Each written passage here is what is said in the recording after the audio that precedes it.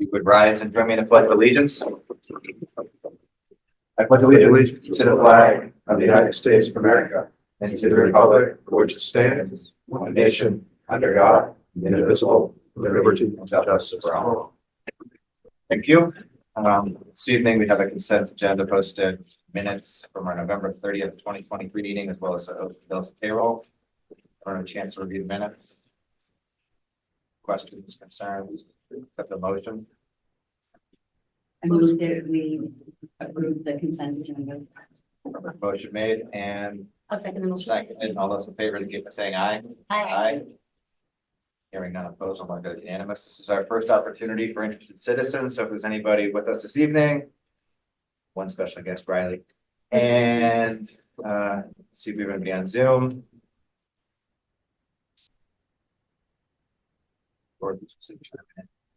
Hearing none, we'll move on to our recognition portion of the evening. It appears that we don't have a student representative with us this evening, but that's quite all right. I'm sure Dr. Clenchey can. I'm up. Dr. Clenchey can fill the spot. Just in case Dorothy is watching us from New Zealand. Hi, Dorothy. I doubt whether she is, but just in case. Well, we have time change there, I think, yeah. I have a few updates tonight. First of all, congratulations to Adam DeCoste and the cast for their performance of Macbeth. It was outstanding. So there's so many lines that the students need to memorize. They did a great job. It was captivating. So congratulations. I'm always not only pleased, but so taken back by the talent that we have in our district with our students and staff with our fine arts programs. They just do a wonderful job. Piggybacking on that, we had a middle school and high school winter concert this week. So I'd like to thank all the participants in that concert and also Mrs. Bridge and Miss Sheldon. Again, I've had the pleasure of being here 13 years and I've watched that high school band grow and what a difference it's, Mrs. Bridge has made in 13 years. So congratulations. It's always my favorite time of the year with all the activities that we offer the community, and hard to believe that next week we're going to be on break. Can't believe the new year is going to be here.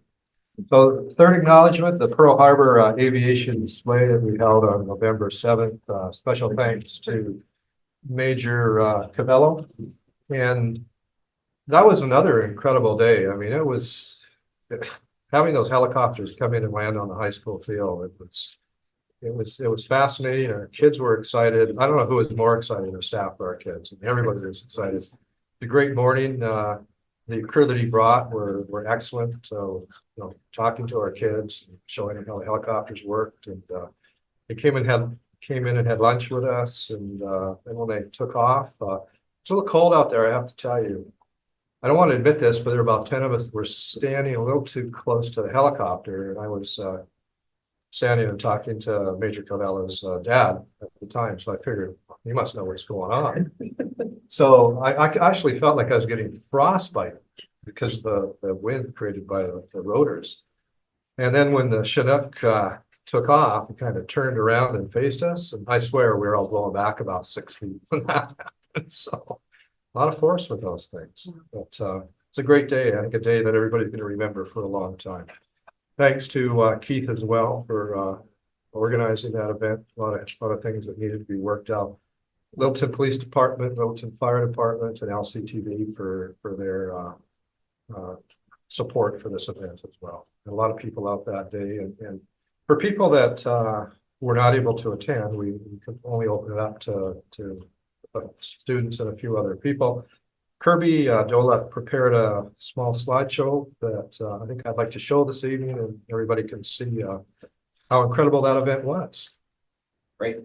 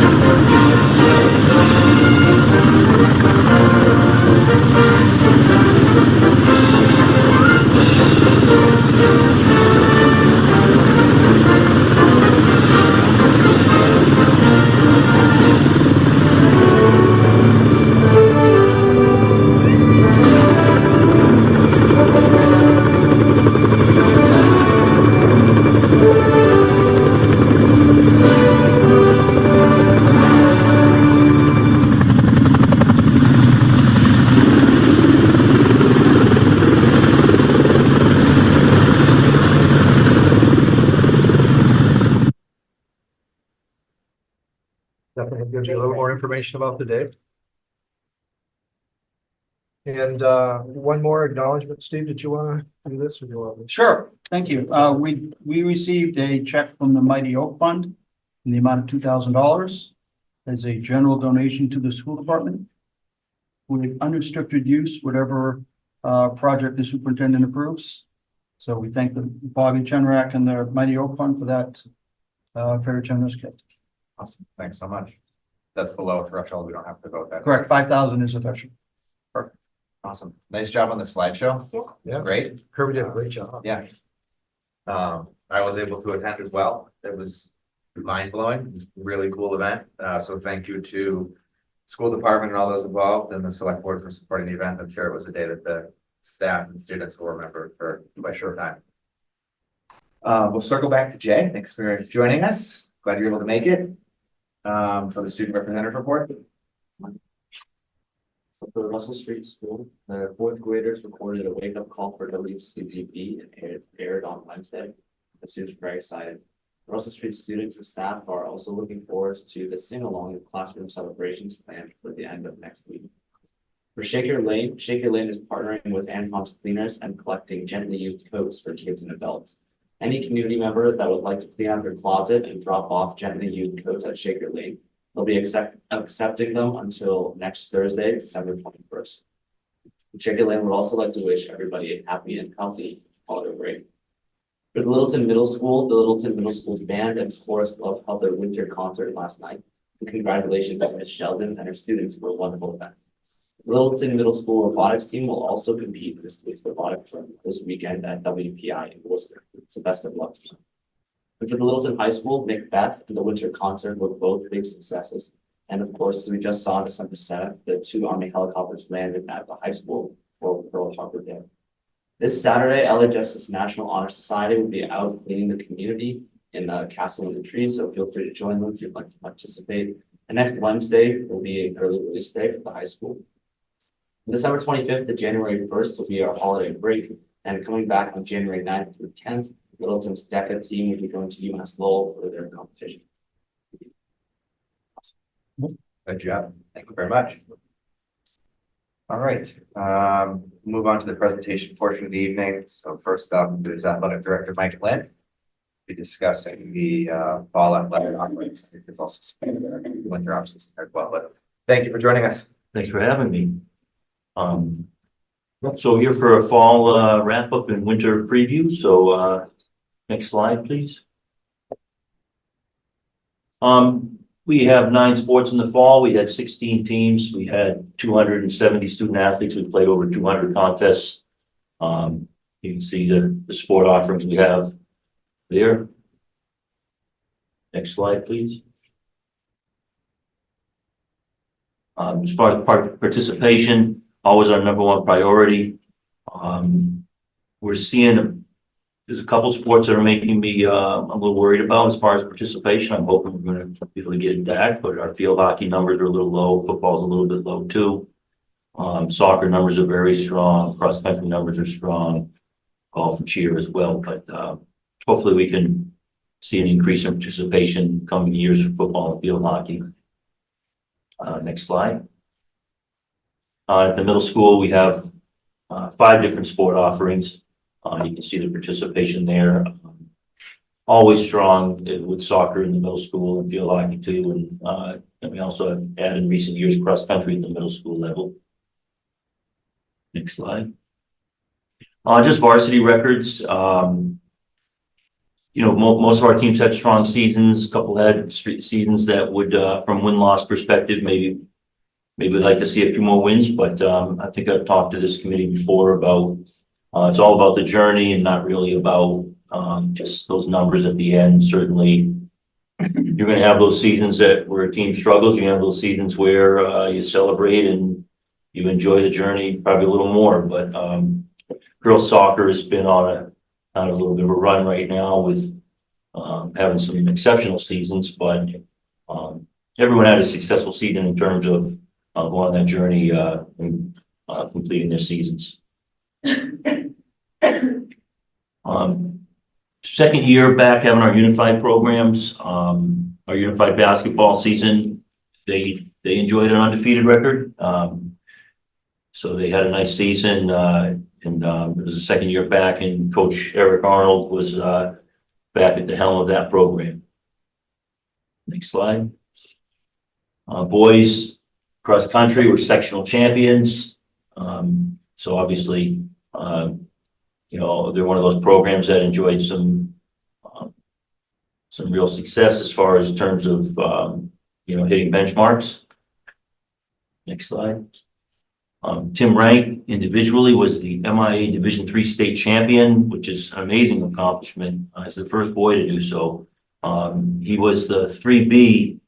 They trimmed down the field by doing 3A, 3B, 3C, and he was the 3B state champion. And then he went to just the Division III race where all the A, B, and C waves, as they call them, were together, and he went and won that race.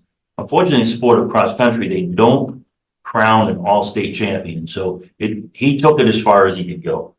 There is no, in indoor track and outdoor track, we have all-state champions, which are all divisions all across the state, but he did not get that opportunity to run that race because the MIA doesn't run that race. It would take one more weekend, I guess, if we run out of time.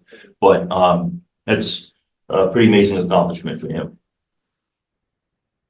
Girls soccer repeated as league champions and also to the MIA Final Four. The MIA Final Four is what we now would replace what used to be the sectional championship, where you would have a central champion, a western champion, a north and a south, and that would, then you essentially be at the Final Four, but it would be from section. But now with the statewide tournament system, it's obviously a statewide system, and then you get to the same point. It just doesn't have that central mass title to it, but now obviously the Final Four, and they brought home one of the wooden MIA trophies that's in the case. Next slide. We had the NLI signing day back on November 8th. We had 5 of our current seniors sign. 4 of those student athletes are Division I and 1 is Division III. You can see the schools they're going to be participating in athletics beyond high school on their sweatshirts. That was a nice morning for us. Next slide, please. I want to do something with Alumni Field. For those of us that have been here quite some time, the campaign to get Alumni Field spanned about 5 years. I think it started around 2012 from a concept, and a lot of people were involved in making this a reality. Now, I think the reason why I wanted to feature it as a slide, we've now played 13 seasons. When I say season, we've had 7 falls and 6 springs. Will come up on our 7th spring, and the field has performed so well. It's amazing. I've made one tiny repair on that field in the 7.5 years it's been open. It was a little line that came up, and it was just adhesive, put it back down. The extent of maintenance on that field is about 6 grooms per year, 3 in the fall, 3 in the spring, by DPW. Those take about half a day. So the maintenance is essentially, 6 grooms per year. And this past fall, I don't know if everyone remembers, we had an extremely hot period of the year, but then we had a lot of rain, and a lot of rain. And you probably, at this point, maybe it's something that's slipped everybody's mind, but September it was very, very wet. I don't know how we would have made it all work, honestly, without the field. The field, when they built that field, they told me that field can absorb 10 inches of rain per hour. So, it's amazing, and how it's performed for us. And it was such a game changer for us back then. But I would say, at this point, heading into 6 years in, rather 6.5 years in, there's never a moment when I'm at that facility where I'm not appreciative of the town supporting us in that way. And I remember Paul Lavella, when we were getting it, he said, this is going to be more just athletic facility. It's going to be a gathering place. We've held town meetings there during COVID. We held graduation there. We've held, other events there too. Trunk or treat is held down here. And then, of course, countless youth and school athletic events. But it's just It's just something that it's something I don't want for people to slip their mind, and we have this facility in the town really support us in that way, and it's been a game changer for us for sure. Next slide, please. Moving on to winter. We have 12 sports. Not all of them are ours. I explained this, I think, last year, but just a quick recap. We run basketball, indoor, boys and girls basketball, boys and girls indoor track, and ice hockey. And then we benefit from having relationships with neighboring schools. Girls ice hockey with Westford Academy. We've got 6 girls over there. Swimming and diving with Bromfield. We have, I want to say 8. That's coming up on the next slide, actually. I don't know why I'm trying to rattle it off. But, so we'll wait till the next slide. But just so everybody knows where we're doing these co-op sports, we have alpine skiing with Lunenburg, and we have gymnastics with Broughton Dunstable, and Coach Eric Arnold is back running unified bowling. We have 11 teams under our school system, 17 total with those co-ops. We have 202 student athletes, and we'll play over 170 contests this coming winter. As far as winter participation, both basketball teams at the high school level have 24 on them. Boys indoor track with 46, girls indoor track with 22. Our ice hockey program is a co-op. We're the host. We have 36 student athletes in our ice hockey program, 21 of them for Littleton. Just for everybody's information, 12 of our student athletes are from Bromfield, and we have 3 from Parker. And we're the host of that program. I was wrong, actually, I said 6. I think we sent 7 girls over to Westford Academy for ice hockey. We're sending 8 student athletes over to Bromfield, 4 boys, 4 girls, 9 over to Lunenburg for the skiing, and only 1 for gymnastics this year. And unified bowling, actually, those numbers are in. We're actually going the unified approach this year, where we have 4 athletes and 4 partners as of right now. And just a couple more slides. Middle school, in the middle school, we don't have a lot of offerings in the winter, but we do have boys and girls basketball, 13 and 12. And next slide. And just so, I don't know, just so people who are watching at home, if you're looking for information, the athletics website is pretty comprehensive. So if people go there and click around, they can usually find what they need. I'm not sure how relevant Twitter is these days, or X, but it seems to be diminishing. But I am on there at LPS_athletics. I had to put the underscore in there. Somebody already taken LPS athletics, but and then there's my email. So if anybody has any questions. No, I'll just say thank you as always. I mean, you run an incredible program for a relatively small town, so very impressed as always. I love all the partnerships with the other towns. I love how that must be a lot of work just to coordinate with different schools and different, I don't know, it seems like a lot of work, but it's all. Yeah, the co-ops are interesting. They're 2 years at a time. And yes, it's a good amount of paperwork, honestly, but it's worth it. But people don't often understand. Sometimes I'll have people reach out and they'll say, hey, my daughter would like to play volleyball. Can I go over to here and play it? It's not that simple. Just so everyone knows and is informed, the host school has to have the need for the participation. It can't be the guest school wanting the need to offer that. So we have to have that need.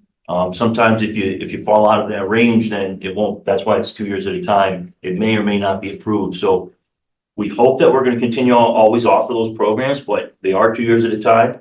And we do run the risk that in 2 years from now, let's just say girls ice hockey in Westford, there's a lot of Westford girls. We may not be able to do it, but right now things seem to be working out for us, and we've had those co-ops in place for a number of years. It's really great. That's a very small question. Is the middle school sports 6th, 7th, and 8th, or just 7th? So, very good question. For the sports that fill up or require cuts, it's 7th and 8th. Mm-hmm. For the sports that maybe we're not filling the rosters completely, it's 6, 7, 8. So as of right now, field hockey was 6, 7, and 8. I want to say that was the only one we expanded to 6th grade, though. Yeah. We're 6, 7, and 8. Right. There's the coach right here. Yeah. Thank goodness. So, yeah.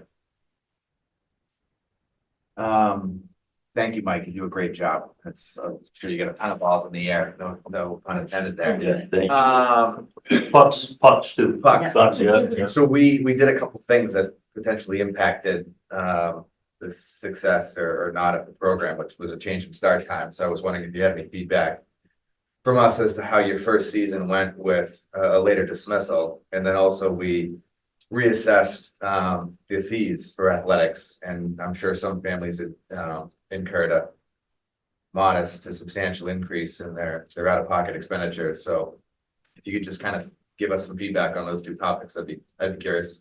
Yeah, the start and end times, somewhat impactful, but not that bad. It was a little tricky in the beginning, but we worked things out as far as, a lot of it had to do with just coordinating with the schools that were so used to maybe us with our 3:30 starts and, getting everybody to understand it was gonna be 4 o'clock. It has had an increase in some dismissals because of athletics, particularly during the MIA tournament when we may be traveling a good distance. We maybe had to do some dismissals there. The winter season, we have some dismissals with these co-ops. It's a little tricky because our kids that say swim have to get to Bromfield to catch that bus.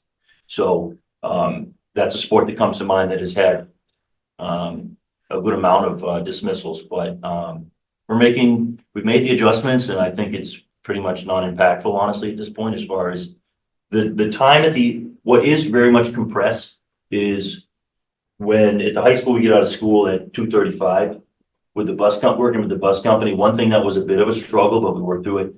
The latest they can give us like a shuttle bus is 2:45.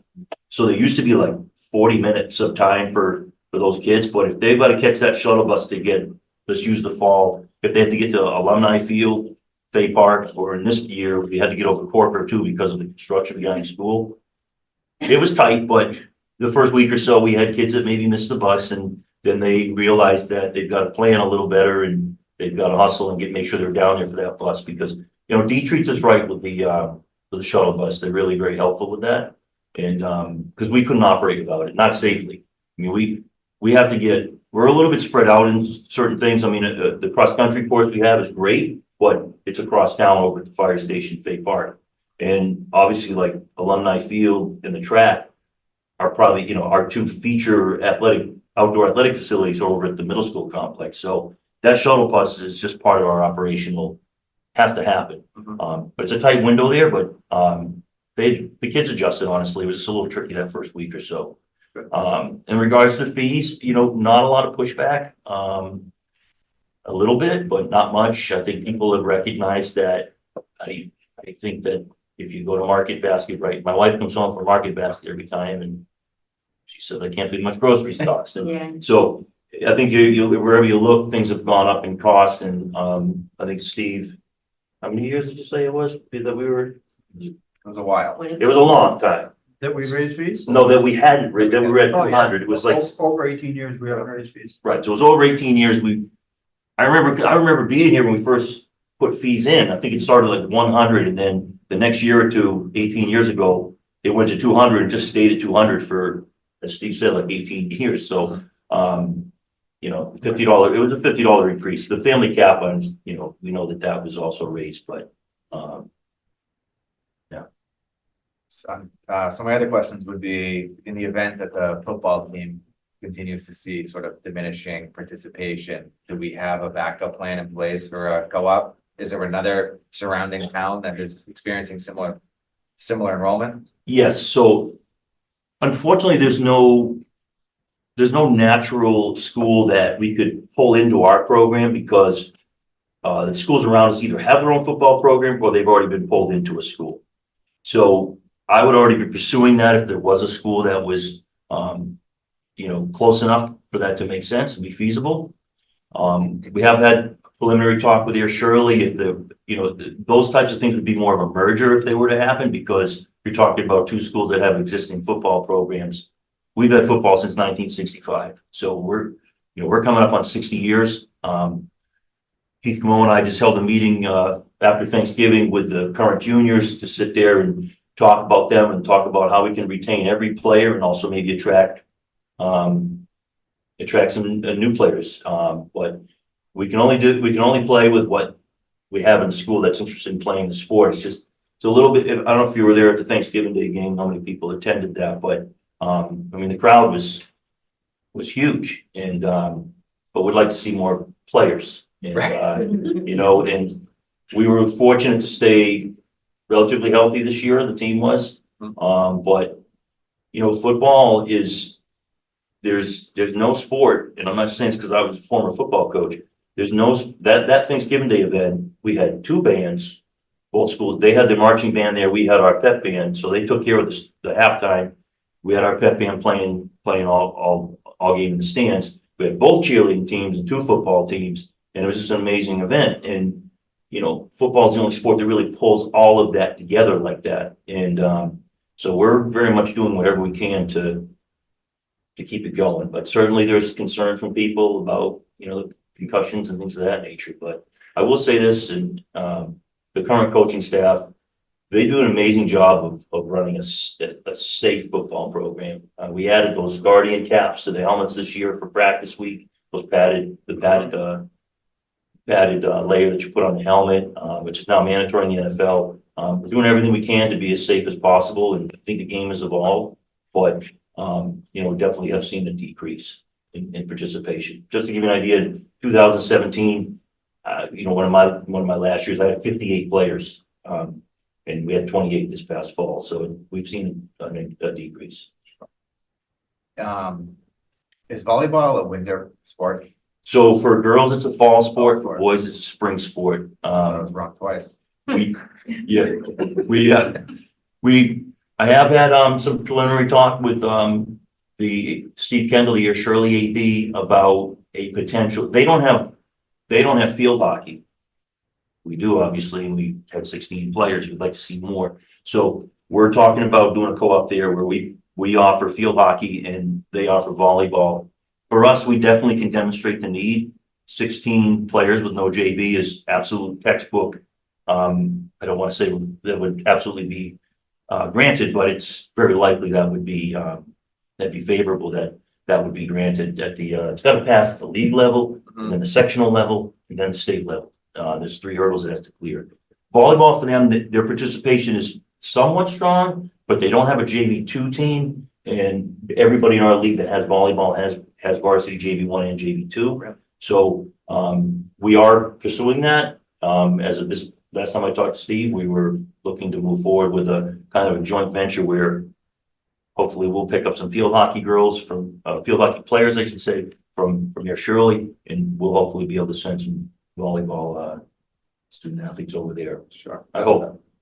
I was just more curious if there was like a formal process or more of an informal process for students interested in, you know, expanding the athletic offering, but it sounds like you're right on top of it. So, yeah, so volleyball is really the only sport we honestly don't have. There has been some interest expressed over the years. It kind of comes and goes. Starting a volleyball program is it'd be a substantial, there'd be some cost to that. There's things we don't have that we would need, but I'm sure we can, you know, handle that. But the bigger thing is that the schools that offer volleyball typically start about the mid-size in our league to the largest schools. So the schools that are our size don't really, Air Shirley's the only one. Everybody, it picks up like, I think like the Hudson size schools and things of that. So about like that 800 range and up with volleyball, with the exception of Air Shirley, is why we're hopeful that maybe we can co-op with that. Gotcha. And then last question, sort of, that's a great picture of alumni field.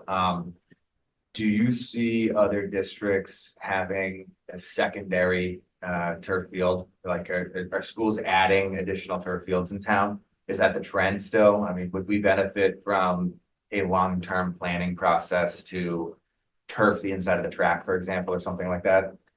You know, that the volume and the need for people in the to be on that field is we do the best we can, but certainly if you build it, they will come. You know, like it will be used. It is the feature field. It is the field that people want to be on the most. We very much made a conscious effort when we were opening that field, that we were gonna put the sports that tend to be hard on fields. Football and boys lacrosse are 1 and 2 as far as damaging to fields when you play them on natural grass. You can't get grass on them, so they just wear in the same areas.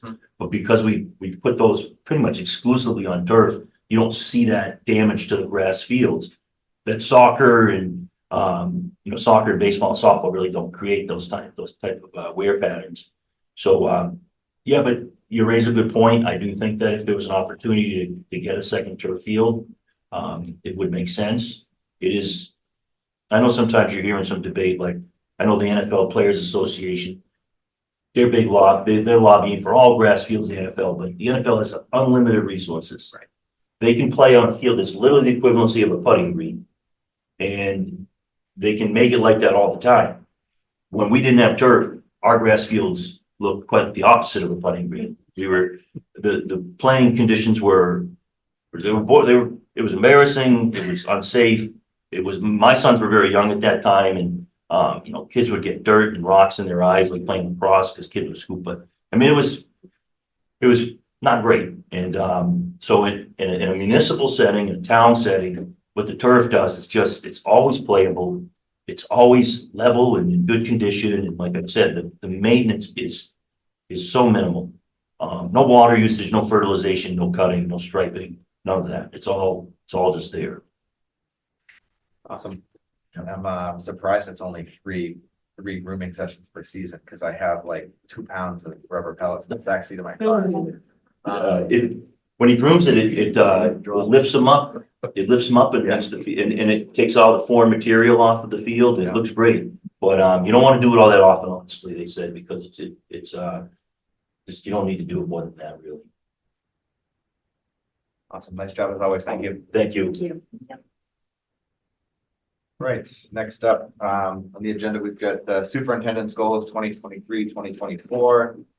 Superintendent Dr. Clenchey will discuss educator evaluation goals and other key goals.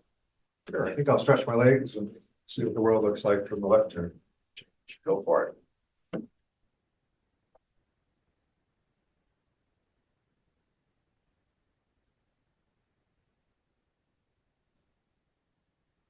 Good evening, and this year for the superintendent's evaluation, we're entering a new 2-year cycle. So typically what we do the first year is do a formative evaluation, which means it's kind of a touch base. Jess and I still need to sit down and have a conversation in terms of what exactly would you like me to do to make sure that you understand what I'm doing in terms of my goals, and also the 10 elements that I'm focusing on. The education evaluation system, as I just mentioned, has a 2-year cycle. The second part of it is a summary of what you've done last year, everybody but Elaine. You've had an opportunity to go through that.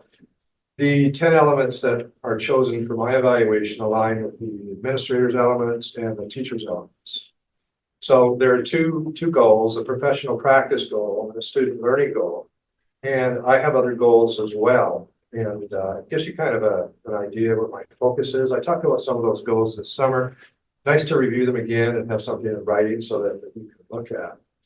So I'm going to start off with a professional practice goal, 2-year goal. Every 5 years, anybody that holds a license in education has to be recertified. That requires 150 hours of PDP, as they call them. And as a superintendent, my job has so many responsibilities. There's certainly not a problem finding things to brush up on and ensure that you're current. One such thing is case law. It's very important for a superintendent to understand what's happening out there in terms of legal settlements, so many other things as well. But this goal that I'm pursuing is aligned with the DESE Superintendent Rubric Standard 4, Professional Development. And it's aligned with the Strategic Plan Standard 2, Professional Development. Now, I wanted to do this because everybody in our district that has an educator evaluation, including administrators, always align everything to the strategic plan. If it's school-based, it would be the SIP, School Improvement Plan. And administrators would also align it to the administrative rubric as well. So there's an educator rubric, there's an administrator rubric, and then there's a superintendent rubric. Offshoots of the superintendent rubric would be the director of student services and the director of teaching and learning. And Steve Mark has his own business manager rubric, which is a little different. But I have to say, even though Steve has a different rubric that's more finance oriented, he is still required to take the mandatory 30 credit hours in special education and English language learning. So I commend Steve every 5 years he's had to do that. And I really appreciate Steve's willingness to really understand the educational side of the organization. In my career as a superintendent, I've always been a business manager that wanted to understand education, because numbers don't mean a lot unless there's context to those numbers. And if I have somebody that understands what it means if we cut $100,000 off our budget, then I'm assured as a superintendent that sufficient consideration is given before the recommendation comes to me and eventually the school committee as a whole. Some of the things I'm working on here, one in particular I'd like to mention. It's nice when you can link your professional practice goal to your student learning goal. It's not always possible, but I've always tried to do that. The student learning goal is focusing on a research study with the new Character Strong SEL program in the high school. What's special about that goal that I have is I was approached by a couple of staff at the high school who are helping implement that program, and they approached me to jump in as a co-investigator to conduct a research study. So, as a superintendent, you always do your best to develop a trust relationship with your staff, and I think this is certainly an example of what I've been able to do within this district. Pretty impressive that staff would approach the superintendent and ask them to meet side by side in this implementation of the Character Strong program. It's not common in high schools to have an SEL program, so the research base is limited. So what's exciting about this is we can do a research study and contribute to that literature. And some of you are probably wondering why we're doing this through Salem State University, since I'm a Northeastern guy. But one of the researchers, Brad. No, it's not Brad. Brad will be proud though that we're using Salem State University. One of the co-researchers is an adjunct professor at Salem State. So we wanted to affiliate ourselves with the university. It just seems to get you more recognition when you publish a research study. So interesting enough, the individual that did a dissertation also is a Northeastern graduate. So she kind of crossed over to another university, but that often happens in this field. So what we're really looking at here as we move forward is looking at the benefits and the challenges of what this program can possibly do, what we're going to have to do to make sure this program is successful. We did a benchmark survey to figure out where everybody was at, where all of our students were at. And then we're going to do another survey, a follow-up survey in the spring. We're going to have focus groups with students and staff who are implementing Character Strong within the school district. And this is something that I'm really passionate about. 2 years ago, I started to research evidence-based SEL programs for high schools. There was a thought process for many years that by the time students at high school, they've acquired these skills through K-8 educational systems. And I don't want to always go back to the pandemic, but the pandemic has certainly had an influence on our students in terms of social emotional development and academic development. I don't want to stand here this evening and say, well, if we didn't have COVID, we probably wouldn't be where we are. I really believe that at some point in time, we would have been looking at character education programs at the high school. I think it's the right thing to do. We want to ensure that our graduates, have the skill sets that they need to be successful. And it goes beyond the world of academics. You need the EQ. I don't like using EQ, but it's used quite often in order to be successful. And as we all know, we're preparing our students for jobs that don't exist at this point in time, which is somewhat daunting. So if I take a look at the alignment for this goal, standard 4, professional culture, D, continuous learning indicator, alignment with district strategic plan, standard 2, professional development, then I teased out further with actual goals and elements. Any questions before I go on to the other goals? You have a good understanding of what I'm focusing on for those two goals this year? No questions. Perfect. Yeah, well, I'm grateful that you're connecting everything to district goals as well as to the superintendent rubric. It's nice to remind there. And I know you're at the beginning of your 2-year cycle on professional practice goal, but I was curious if you've already identified any professional development opportunities that you're interested in pursuing. Oh, for sure. Update on law, for sure. DEIB, MTSS, UDL, it kind of matches my other goals that I'm going to talk about. And governance. I mean, as a superintendent, you work with different people on the elected board. And I mean, I've been very fortunate in Middleton. I had a school committee that was fairly consistent for years. Didn't mean we had turnover. But like any elected board, there comes a point in time when people have been on board for 12, 15 years at times, and it's time for them to, they want to pursue other things. So my job as a superintendent is to work with the elected board members or school committee members in front of me and develop a team. I mean, that's one of the most important things I can do to help us be successful. I know our roles are different, but our roles are intertwined as well. We need to be moving in the same direction. And we need to make sure that everything we do aligns with the goals that we set for our district. Our strategic plan is really our roadmap. I mean, it's a roadmap that isn't paved. It's a gravel road because we can change it. So it's a green bridge, which is important. I mean, I've been doing this for a number of years, and what I found works the best if you really want to be a change agent in a district is you have to align everything to your strategic plan. And if you do that, people are going to understand exactly where we're heading as a district. I used to evaluate schools many years ago. And I would say 90% of the time when I talk to staff and administrators about the district strategic plan, they really didn't know a lot about it. And what that really means is you have a central office team and a school committee spending many hours working at this plan, but the actualization of that plan was minimal. And if you're going to spend that much time and commitment to setting goals that you want to actualize, you want to make sure you set yourselves up for success. And you can't do that unless people have buy-in, they feel like they're part of the process. And we've been successful at doing that here. I've been strategic planning since 1988. And I've had some interesting experiences. I've spent $45,000 on strategic plan reviews in districts. And one of the elements that I found was always missing is we never had enough staff representation when we were developing this plan. So trying to make sure as much as we can to involve everybody in this process. If somebody has a suggestion, we consider it.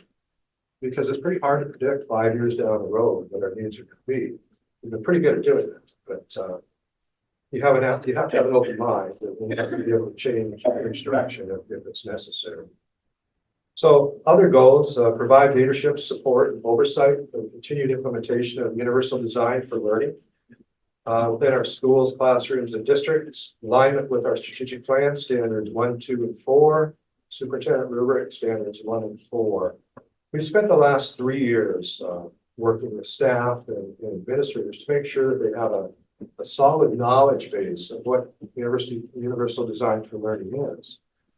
And we're at the phase now where our principals or school-based administrators are taking a greater role in leadership. They're working with their staffs, they're in classrooms where they're doing walkthroughs or informal evaluations. They're looking for evidence that is indicative of transformation of our classrooms using UDL practices. I really feel strongly about UDL as a game changer in any district, including ours, in terms of being able to move our district further, having students more engaged in the learning process, and also more involved in the learning process and making choices. Multiple forms of assessment, for example. I think that's so powerful. Allowing students to show you how they've learned using a form of assessment that they're excited about.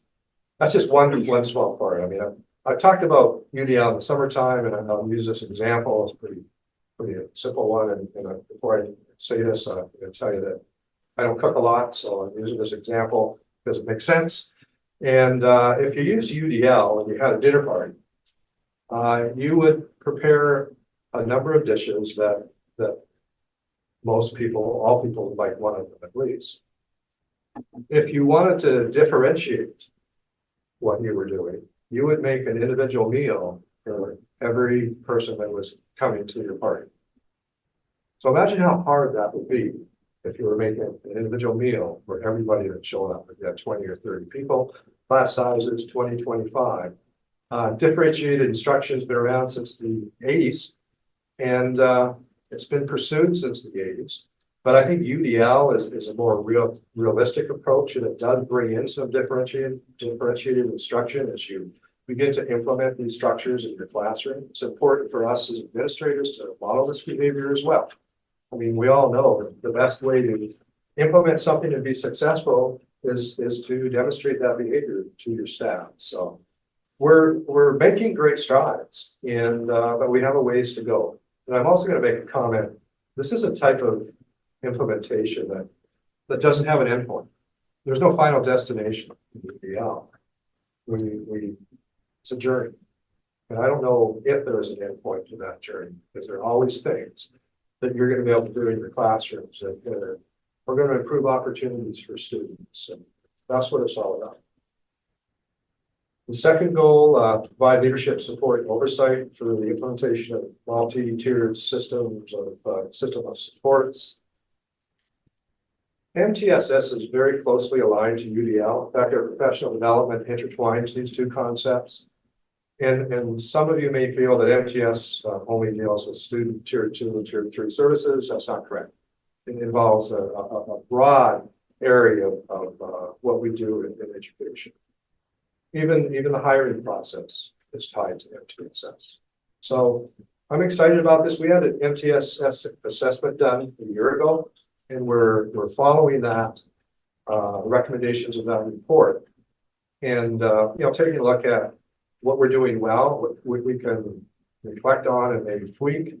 And it's really nice to have that document, because we had somebody from outside the district come in with new eyes and take a look at our district as a whole. I think it's another thing you need to do as a leader of a district. You can't be shy and do everything internally. It's really important that you have people come into your district that are experts and look at things with fresh eyes, because we're used to working with our staffs. We have a lens that's created over time in terms of this district. But having somebody that comes in and takes a look at multiple school districts is really advantageous to get a reading on where you are in comparison to districts around the state, in the United States in general. I don't want to repeat the alignments every time, so if you have a question about it, please ask. Goal 3, provide leadership support and oversight for the continued implementation of DEIB. What I found interesting in the MTS report, they surveyed students in the middle school and high school, and they asked them how they felt about cultural proficiency and social and emotional learning. And they had to reflect on their own skill sets and the skill sets of their peers. And our results were really high from our students. They were 65, 70% felt that they were competent in those two areas, which is really promising to me as a superintendent, because it means that we're already making progress with DEIB. There's always going to be areas that we need to take a look at. And it's broader than just the school district. It involves the community as a whole. You heard me speak about that before. We need to bring our community along with us. And we need to move at a pace that allows us to bring our community with us. If we move too fast or too slow, it's going to be a harder implementation. We just have to find that sweet spot, for lack of a better phrase. And that's what we're venturing to do. And there are going to be bumps along the way. I mean, we already experienced a bump. And that's natural. That's part of learning and growing together. We're still looking at next steps. My personal philosophy is I don't feel that we need an administrator that's assigned to DIB. I feel that a shared leadership style is more appropriate in bringing people in when we need them in certain areas to help us move to the next stage. So that's what we're looking at right now. To be honest with you, I've watched districts that have brought individuals in to focus on DEIB. And in some of these situations, their schedule of implementation resulted in many times of them moving backwards and not forward, which is concerning. You're going to spend this time and energy in something to support, and you want to make sure that you're making a difference for your students, and the community as well. Fourth goal deals with the oversight, leadership, and support for SEL, social emotional learning. We've been doing a lot of training and implementation for the last 5 years in SEL. It's paid off immensely, and you can feel it when you go into our schools in terms of how our students are interacting with each other, interacting with adults. It's not hard if you've been in schools for many, many years to figure out what that climate is when you walk through the halls. It's not hard to figure out what some of the climate is of your staff when you walk into the office and start talking to your office administrators, your admin assistants, etc. Then you start walking down the halls. You get a feel whether it's an open school, whether they're glad to see people in their school, whether the kids are happy, whether kids have the confidence to come up and say hi to you. I mean, there are so many indicators that you look for in school. And obviously in cultural proficiency, we're looking for celebration of diversity and solution-minded people that want to understand cultures. And if they disagree with something, we want them to be curious and inquisitive. So if they really embrace, everybody has something to bring to the table. Everybody is unique. And I feel in this district, we had a good mix of ingredients to start with, but now we need to continue to move forward. And we can't overlook everything that's happening in our country, in our world either, because that definitely influences our communities and it influences our schools as well. We have to be cognizant of that. Into math, I don't know if you know this, my majors are biology and physiology, to be specific, math and phys ed. So that's what I taught before I became a superintendent. Moved from being a high school principal to a middle school principal to an elementary principal. No educational administrators, it's usually the other way around. But I had intentions of becoming a superintendent after my first principalship. So I was in a big enough district where the superintendent believed in me that he snickered as I wanted to go to various schools rather than go from high school to high school. I benefited greatly from that because I truly do understand education, K through 12. I think that's really important asset to have. In terms of math, I am attending the workshops and implementation of Into Math. I shared a post-assessment with the school committee and during the summer retreat and was bragging about the results. The results were really, really positive. Our students made some significant gains with this new program. That was only year one. I'm really excited about year two. Like anything else with an implementation that spans that many grades, you have to make sure you have the support for your staff. You have to make sure your staff are meeting and talking about implementing this program with fidelity. Being an experienced teacher, you have lots of materials in your classrooms. And when you're implementing a program of this magnitude, you have to shelve all those materials out. They can't be used. Maybe 4 or 5 years down the road, we will take a look at any voids that may exist in the new resource that we're using, then together decide on supplemental resources. I'm a real advocate of standardization of resources in schools. I always have been and always will be. That allows for not only horizontal alignment within our classrooms, but the curriculum that's being taught, the vertical alignment. That's so important to ensure that our students are building a solid academic foundation as they go through our school district. The reading curriculum that we've all heard about, science of reading. Again, providing leadership support and oversight in this area. This is a real interesting time for us. I've been through a few changes in my career in terms of the approach to reading. And as I said to a few of you, I'm excited about exploring research-based curriculum materials for the science of reading. But I'm not one of these leaders that feels they can throw everything out and start from the beginning. We've been doing things for many years in reading that work well. And one of the things that we need to do is identify those areas that align with the science of reading. We'll continue to do those things. I don't think anybody in here is seasoned enough in terms of age, well, maybe, to have gone through an approach to reading that was very different than a conventional approach to reading, where you just read and you just wrote with little guidance.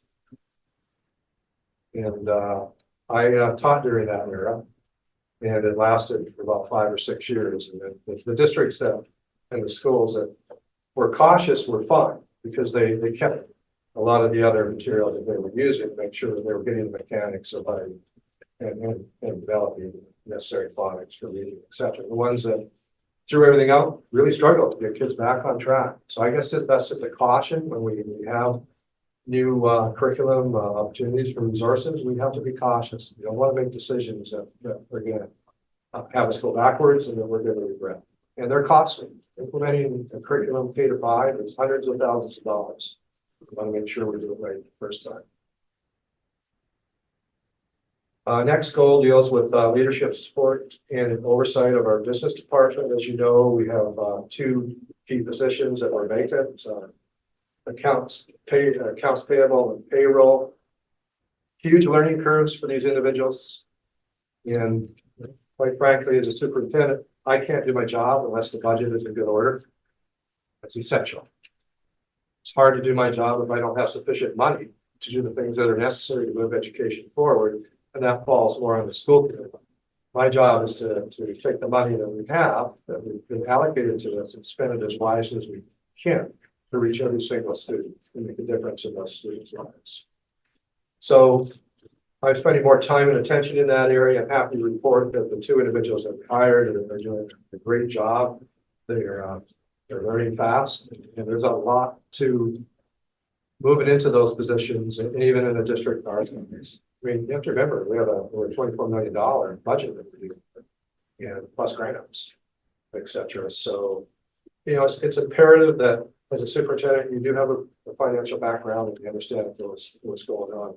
Fortunate enough to work with Steve for 13 years, and you know, we developed a really nice style of interaction. Steve pretty well knows what he needs to bring to me and what he feels that I don't need to be involved in, which I appreciate, because I don't want to be involved in every single decision that's made in the business department.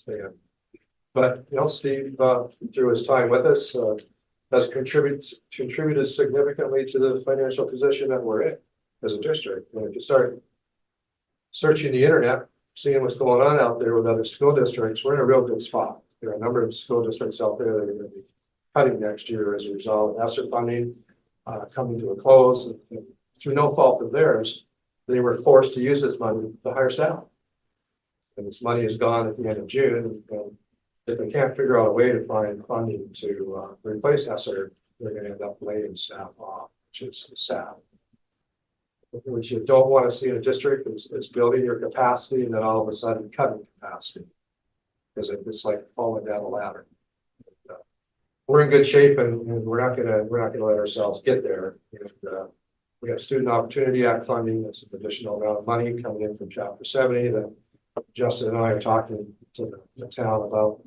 I heard a rumor that the state is considering additional Chapter 70 money to decrease the blow of the loss of ESSER funding. So we're anxiously waiting to see if that's going to impact our district as well.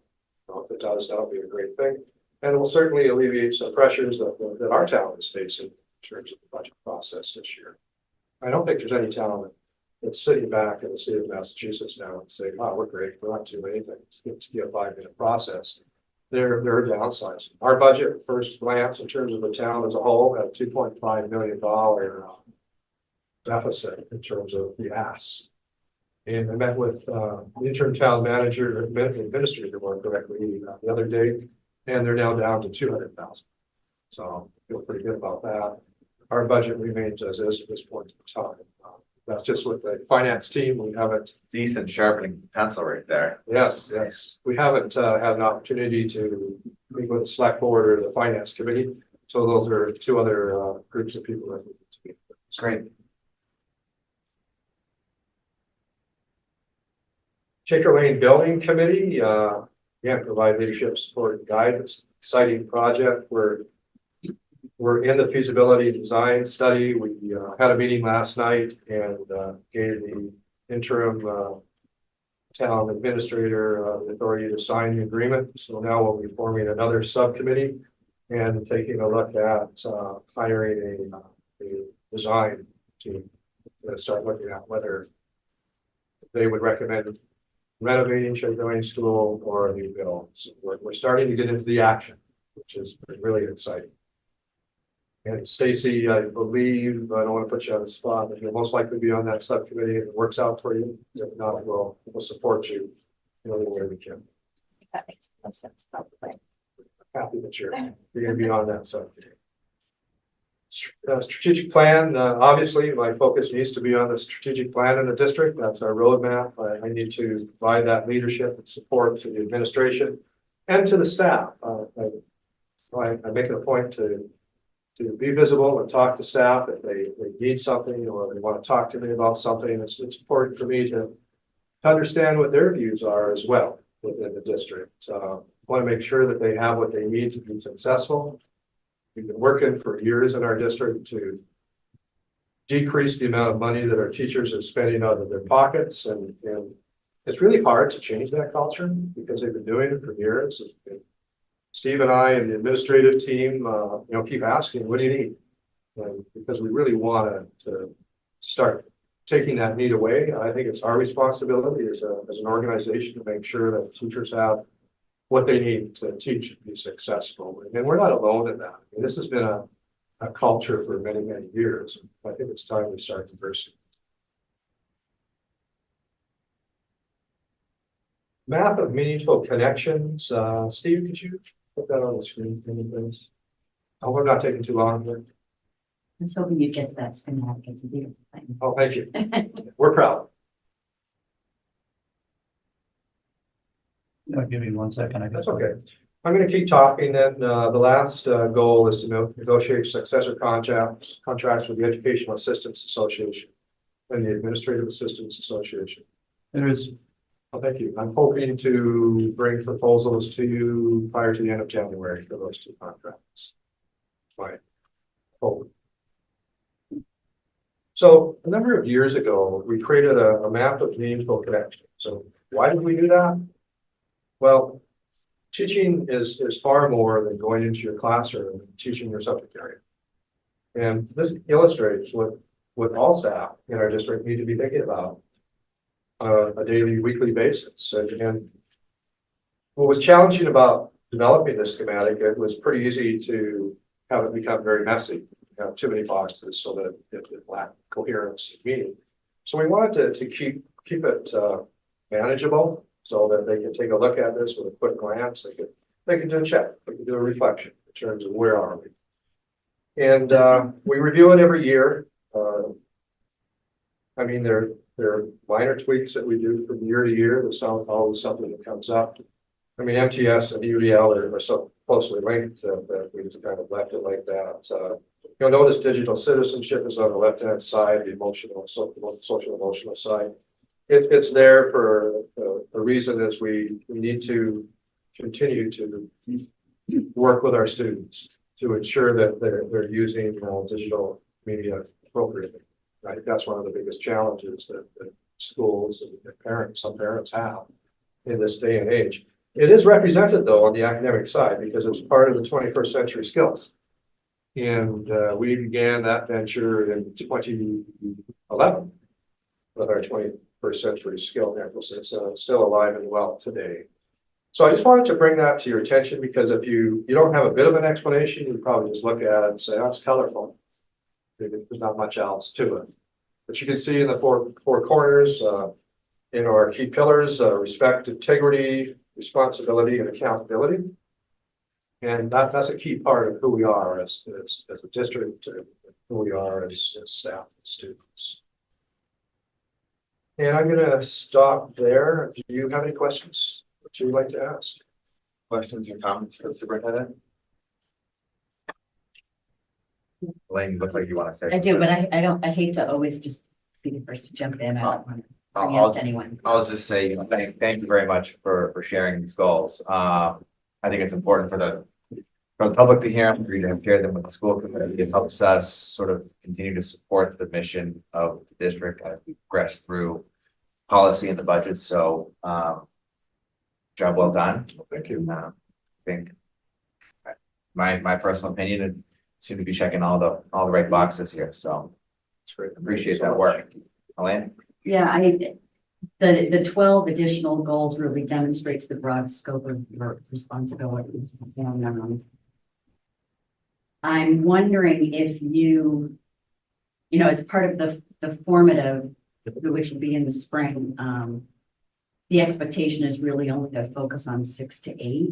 So I was wondering how you would feel about prioritizing the ones that are most important to you to provide evidence when we do the formative assessment in the spring. And that way you're not Right. having to provide evidence on things that are maybe on the more routine end of your job rather than the highest priorities. Yeah. I think we need to figure out, still there's some details that are lacking with formative. It's a discussion. I firmly believe there needs to be more than a discussion. You know, not only evidence, but a bit of conversation, a narrative. The goals are linked, and I'm fine with that. But what I'm trying to do is link these goals to the 10 elements that you need to look at as well. I mean, there are many more. I mean, I have to tell you, the superintendent has many responsibilities, and if this was the limit that I had to take a look at, I probably wouldn't have any gray hair. And I'd have lots more time to spend in schools than I do. So, Well, that's what my Support. suggestion is to try to support you with focusing on the things that you've listed are, especially with the PD that you were talking about wanting to attend for your professional practice goal, that, those things I'm assuming are the things that are most important to you right now as a leader of a school district that, maybe you might want to pick some of the ones of your other goals that are higher up on top Sure. as they link, as you were saying earlier, it's always nice when you can get one initiative to support another initiative. It helps prioritize. Because you've got a huge job, very broad, and it's hard to It is. prioritize everything all the time. I think difficult thing, and I can do it, but all these things are important. I can't just say, oh, let's put this strategic plan in the back burner because that's who we are as an organization. Yeah, that's a very complex goal. But if I make these statements, and I think that's important that just because I prioritize 3 goals or so on the list, there's still many other things that I'm doing. You can always ask me about those things, I'll choose. So, Absolutely. Yeah, I don't think it's ever intended to be a laundry list of every single thing you're doing. It's, what's the highest priority in these 2 years, knowing that you're also doing all of these other things in the background. certainly do that. But one of our jobs as a school committee is to vote to approve the superintendent's goals. I don't specifically have that listed agenda item, but I don't necessarily see an issue with that. Joe, you make a motion. And I move that we vote to approve the superintendent's goals for 2023 to 2025. Motion made and seconded. Perfect. Any further discussion? No? Okay. All those in favor indicate by saying aye. Aye. All right, thank you. Congratulations, your goals are approved. Yeah. Now the fun begins. The fun was already taken. That's true. Thanks for making it official. Thanks, Cody. Thank you. All right, job well done. All right, next up, we've got school improvement plan update, standard 2 professional development. Have presentations K-5 and 6-12. School-based administrators will discuss their school improvement plans that align with standard 2 of the district strategic plan. It relates to professional development. Principal Payne, you're up first. Thank you. Let's see. All right, hello, everyone. Oh, It'll come really quick. So the first goal that we have at Shaker Lane, the bulk of our PD does come from the Director of Curriculum, Beth Steele. So I know she has a little piece after we speak. But, we do, we lean into her for ideas. We lean into her from ideas from our elementary curriculum council. But some of the stuff that we do is really solicit staff for what they need. One of the things that we could hear loud and clear was actually from our teaching assistants this year and supports that they needed with behavioral interventions. So we recently put a little behavioral intervention PD together for them. Katie Sapp, our BCBA, is also working on round 2 of that because the feedback form, when we sent it out to them, what do you want more of? They said more of this, and we had like 7 responses. I believe all of our teaching assistants attended 2 days of 1-hour PD for this to help with some of the challenges that we're having at school and some interventions. And I remember one of the teaching assistants who's been there for a long time said, I'm so glad you did this because these are not the students that we had 10 and 12 years ago. So it's great to have this information. A lot of this stuff is stuff that I'm going to say our teachers who have been through PD, our teachers who have those experiences have these bag of tricks in their pocket, but the teaching assistants, they do rely on us to provide them some professional development. A lot of our site-based PD at Shaker Lane, excuse me, comes from topics that we're working on, whether it's into math, our writing program. Right now, thank you, Beth. We talked about this being the season of giving.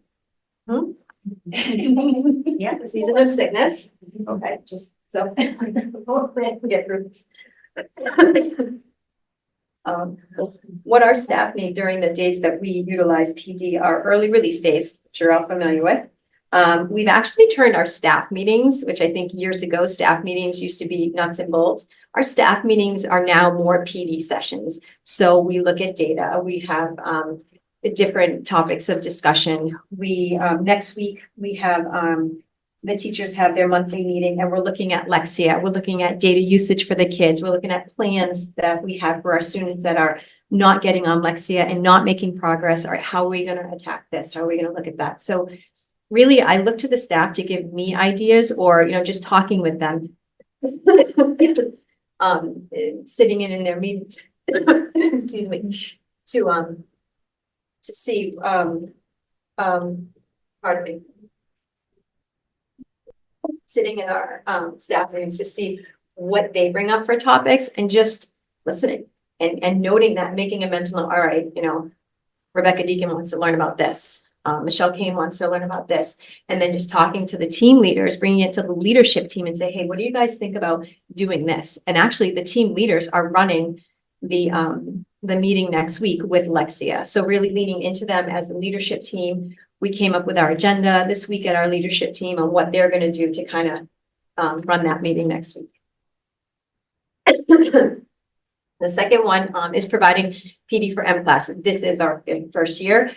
Both us and Russell Street are going through M-Class. So this is a lot of PD this year has been on how to administer the program. I feel like we do have a leg up because we did Ames Web the past couple of years. So we were familiar with some online testing. So it's just a matter of moving over to a different platform. We are evaluating the data through M-Class. So we use our PD sessions for that. A lot of this is the staff meetings and the 1-hour additional meetings that the teachers have.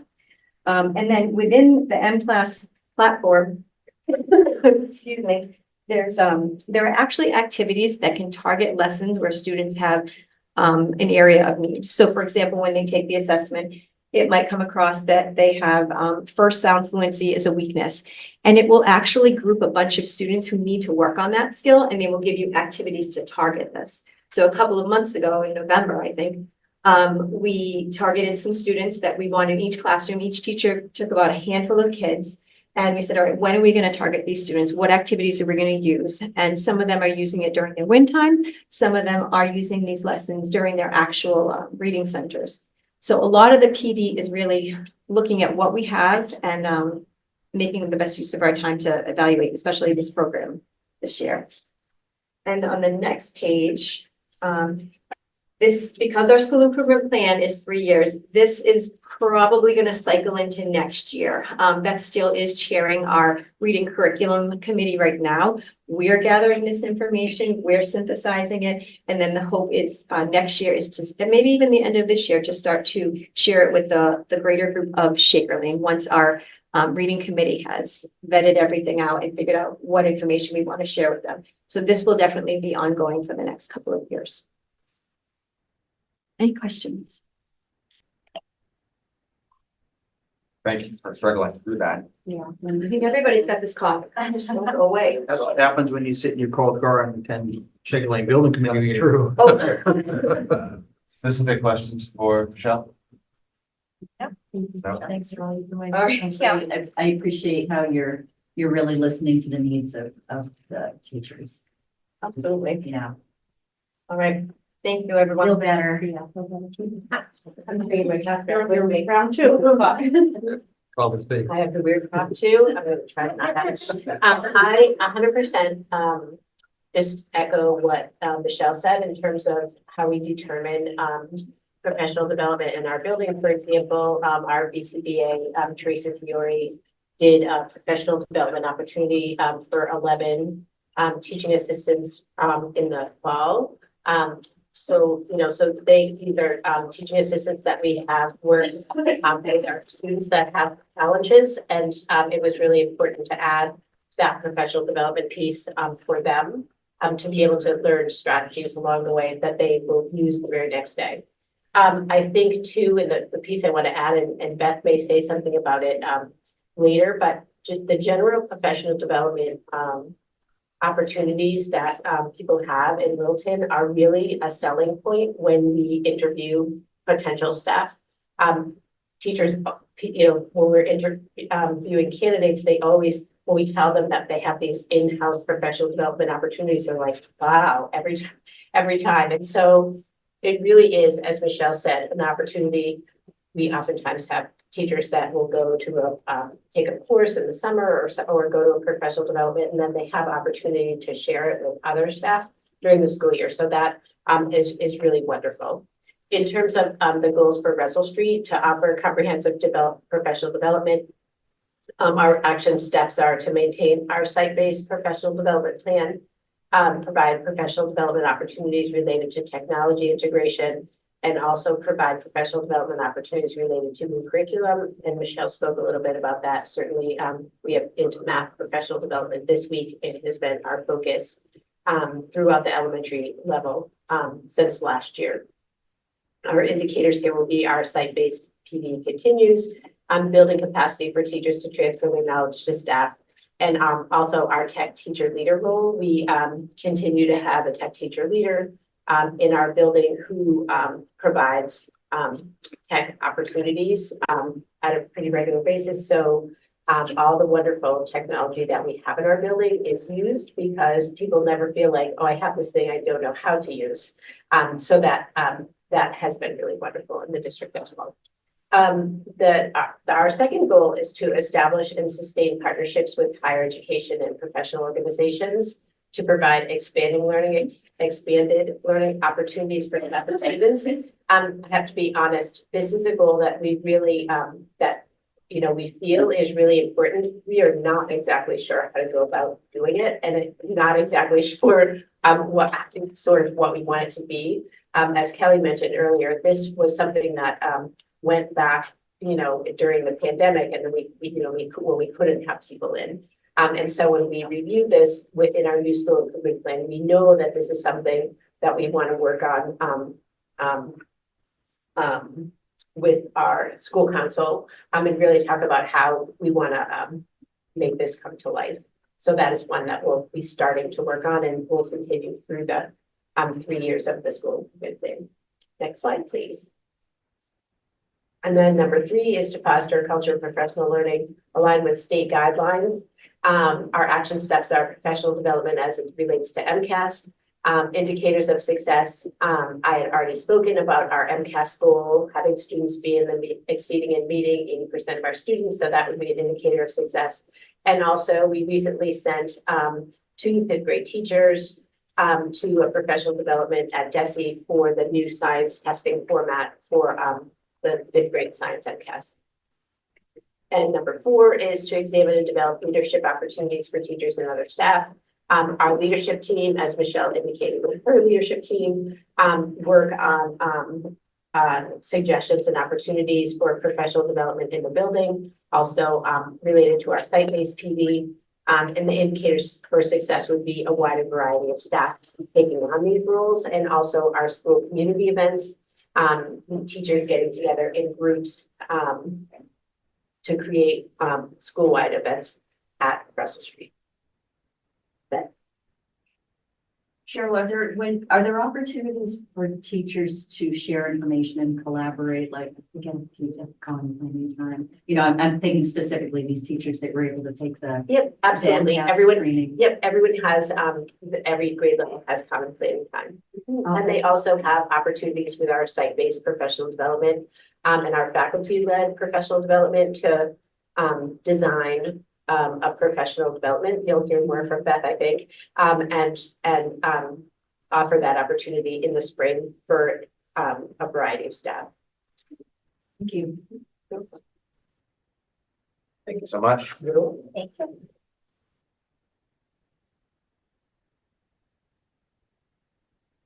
Well, Hello. I don't currently have a cough, though I'm sure I will after having my face. Stay for the next few minutes. Thank you to Cheryl and Michelle for sharing all of the good vibes. Should we wipe the mic down? What's that? Should we wipe the mic down for you? Yeah. If I can shout, but that'll be all right. Littleton Middle School, we really want to really dive into very specific goals. And one of the things around professional development is taking what we're doing at the district level around UDL work. And we've had a couple of years of really talking about theory and practice and all of this stuff. But at some point in time, the rubber has to meet the road. And so that's what this goal is to say, okay, we've done that. We've talked it out. We're ready to go. And so now it's time to start putting some expectations on our educators and our school. And so in our first goal, what we're really looking at is saying, okay, it's time to implement. And we're going to roll this out over the course of the next couple of 3 years. And so to do that, we want to start small. And so what we've done to begin with is taking our advisory program and implementing 1 or 2 UDL focused lessons throughout that every month. And so a couple of months ago, we all got together and we took some advisory lessons and we divvied them up amongst the teachers and had them rewrite them from a UDL perspective. The idea is to get skin in the game. And so if you are using a lesson that somebody else, a colleague of yours created, that maybe there's a little bit more interest in using that and practicing that. And hopefully then as we start to get used to that, it becomes easier and becomes just regular practice in terms of daily lessons. And so what we really want to do is start small and then work up and inch educators along, but always creating that floor of expectation as we push forward and hoping that others will shoot above that. And so, and in a way to make us a little bit more proficient in that, really been pushing educators to make UDL goals a part of their evaluations, right? Really just saying, okay, it's time to be accountable for you, for me, for whatever else. And so now that we have it as a part of that process, it allows us an opportunity to go back and say, okay, what was your practice, right? How did you improve? How did you implement? And so now we're actually really making sure that we have something definitive and rich that we want to move forward with. Next slide. And this is more for me. When I first began teaching, I worked in a school. It's called a Coalition of Central Schools. They had something called Critical Friends Groups. It was basically a PLC, a professional learning community. And as a newer teacher, I found it incredibly helpful because it wasn't sitting in a professional development where someone's talking at me for an hour and a half or 2 hours. It was a group of teachers getting together to share problems of practice, student work, right? How to deal with behaviors, how to deal with evaluations. And it wasn't a mentor-mentee thing. It was really just to say, listen, we are going to get together and we're going to help each other out and lift each other up. And it was required by the school as part of the program. Some happened during the day, some happened in the evening. And it was really, I found, to be foundational for me because it allowed me to get what I needed as a young educator without having to worry about what an administrator thought or having to act foolish. And so I'd like to bring a little bit of that to Littleton Middle School. And this idea has been around for a long time, but I found it so valuable. I think it's time to come full circle. So the next goal is to start implementing some volunteer PLCs this year with the idea that they become mandatory as we move forward, really to build that culture of collaboration and sharing work and problem solving together. And so we'll start with some voluntary PLCs this year. And hopefully then we'll start to see the numbers go up as more people are there and talk about it and find value in it. And then hopefully the idea is that, you know, from the nest, people kind of take off on their own and start doing these things. So those are our two goals for the middle school. And I'm really happy to see where we end up in the next 2 or 3 years. Questions? I did critical friends training, then. Oh, you did? Later, really incredible. That's That really big binder of protocols was still use fabulous. it. I use it in my staff meetings now. Yeah. It resonates sort of across. It's great. Because just the idea of not jumping to solutions, but asking clarifying questions and probing questions, it's just a good protocol for discussion. It's the journey. Yeah. That is so powerful. And it's great for newer educators, but it's great for veterans too, because it's just an infusion of new ideas and different things. Yeah. Things that you just, you know, have old habits that you let go or bad habits that you developed. It's a great way to sort of reflect in that process as well. Yeah, That's it's actually such an really important good part. teaching practice too, even with kids, just Yes. implementing protocols and Right. problem solving that way. Right. And it's funny how things ebb and flow, right? There was a time where that was really, and now you're starting to see going back to more of the protocols as part of having these meetings and professional development opportunities. So I'm excited. Yeah. It takes me back home.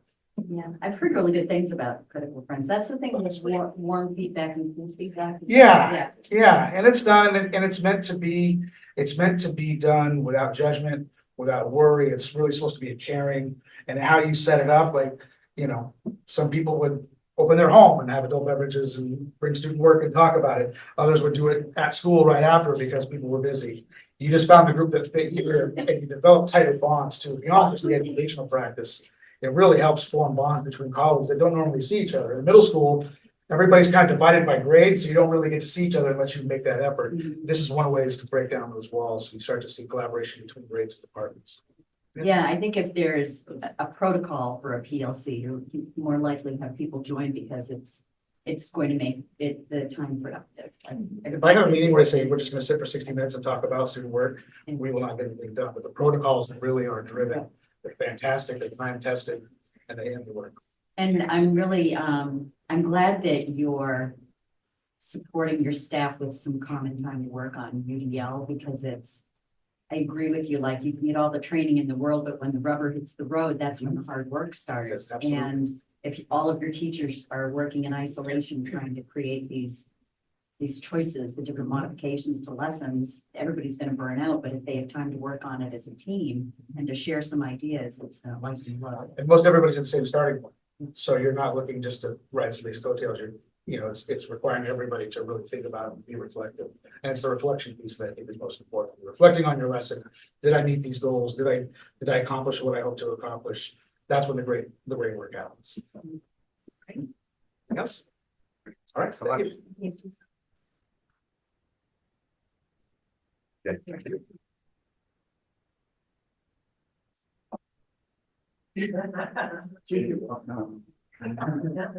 Noted. Seriously.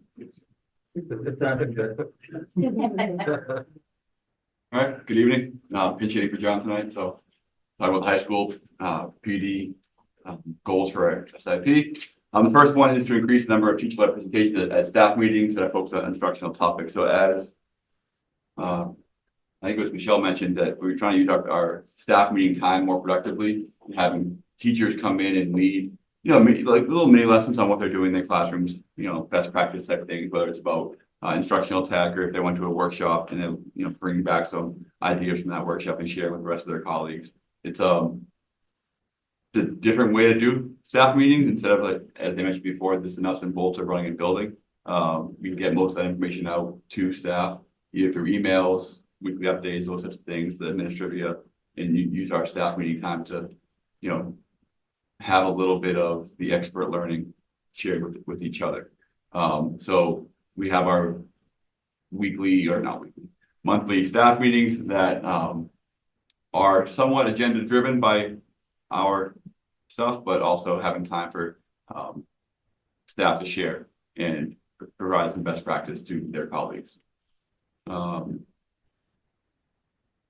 Similar to what other people are saying, we're providing opportunities for PD, including the cross-district PD, which we had in November with Air Shirley and Harvard, and technology integration, implementation of specific the products and tools currently being used, as well as new initiatives. We are relying on our tech team for a lot of this stuff as well, and our tech teacher leader to bring in more and more of the tech into our classrooms. Most of our teachers are now using the touchscreen TVs pretty proficiently, which is a product of the tech integration PD over the past couple of years.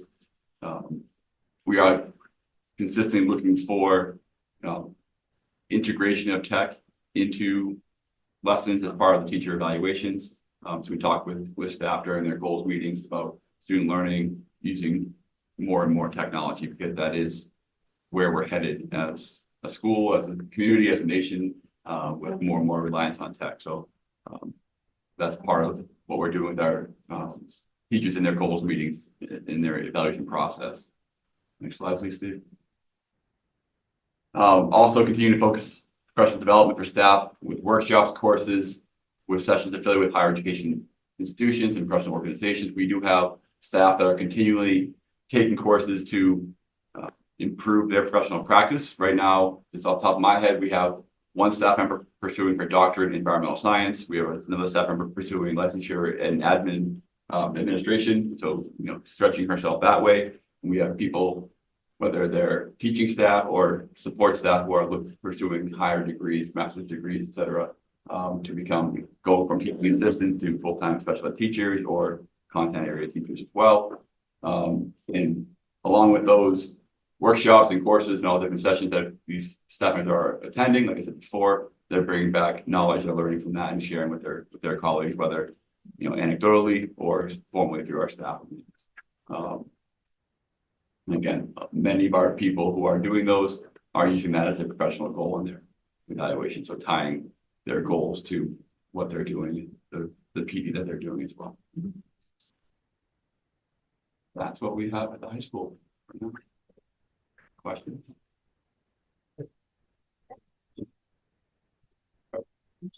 I do have one question. I'm not gonna let you off. Okay, gotcha.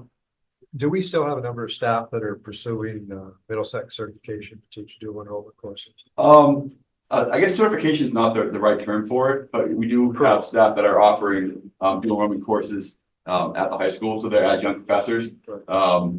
Their courses are certified or ratified, I guess, or approved, whatever the correct terminology is, through Middlesex Community College. And so this year we have English Comp 1 is being offered at the high school. U.S. History after 1877, I believe it is being offered. It's 77. Latin is being offered again, Latin 3 and Latin 4 as dual enrollment. And statistics is again being offered as one of our consistent ones. And we actually added 2 science courses this year. Anatomy and physiology is being offered. And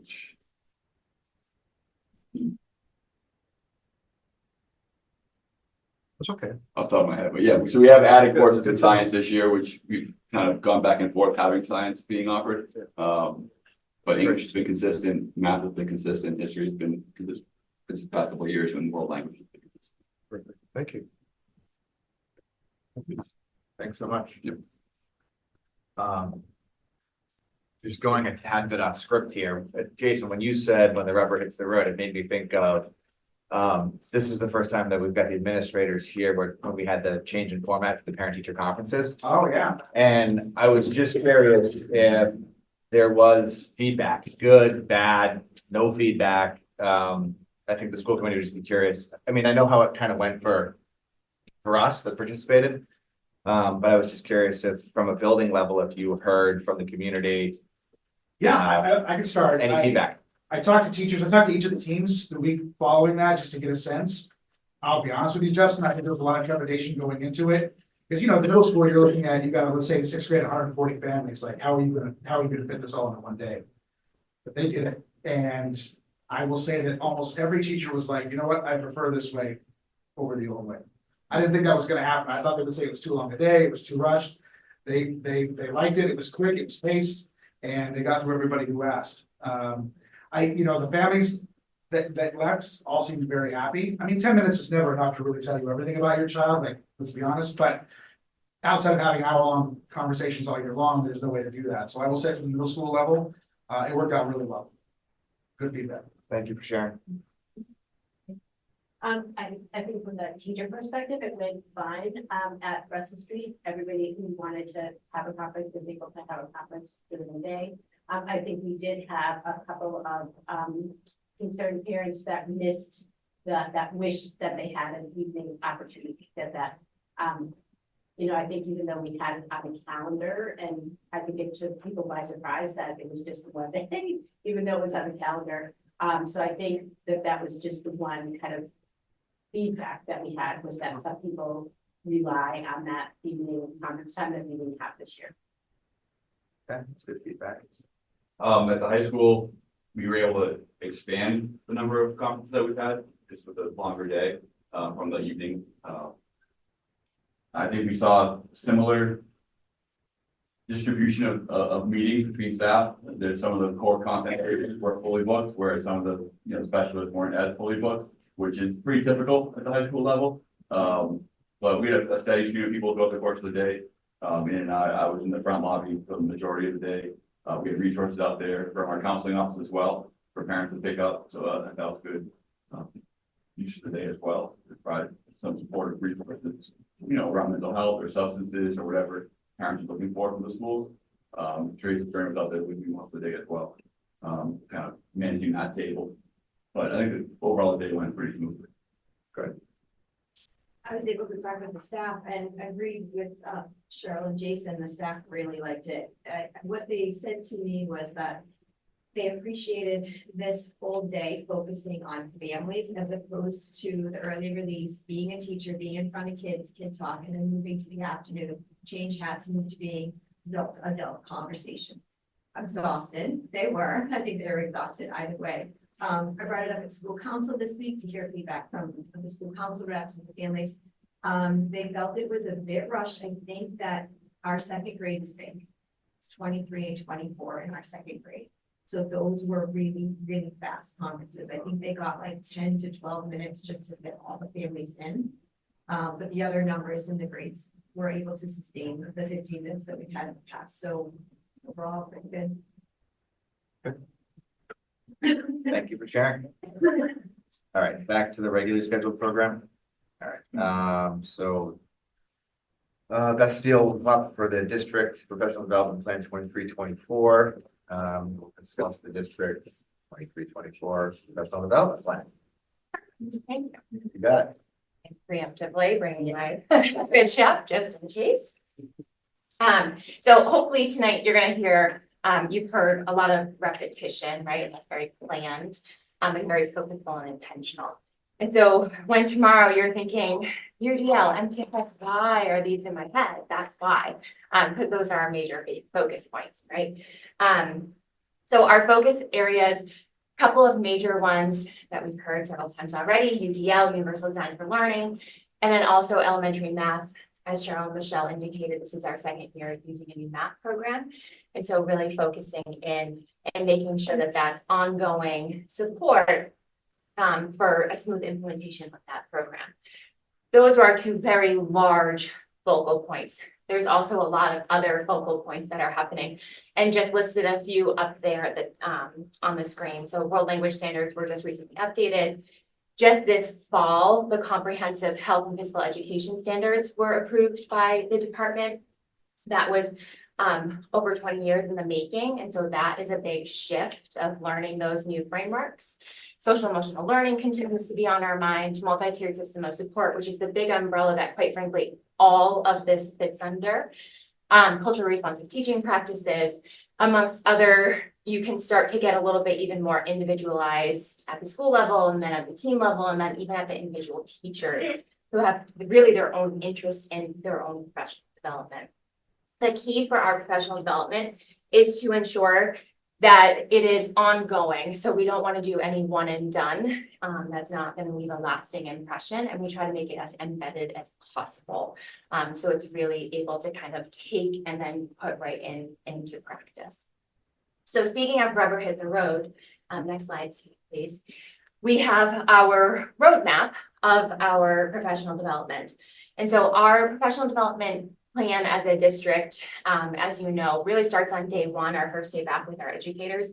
We always try to do something on that day that has a focus around what our professional development focus is. For the past several years, we've really been focusing on that universal design for learning, which again fits under kind of the big umbrella of a multi-tiered system of support. And then, as you all are aware, we have 10 early release days. Those are broken up into 5 that are faculty-led based days, 3 building-based days, and then 2 district-based days. In addition to that, we have that 1 full day of what we call our cross-district PD, and that's always election day. So this year it was November 7th, and Harvard hosted this year on that day.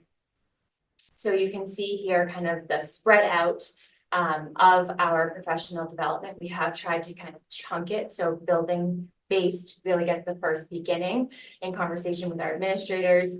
They really want that beginning time to kind of get everyone up and going at the beginning of the year. And then late fall, early winter, we fall into the district-based days.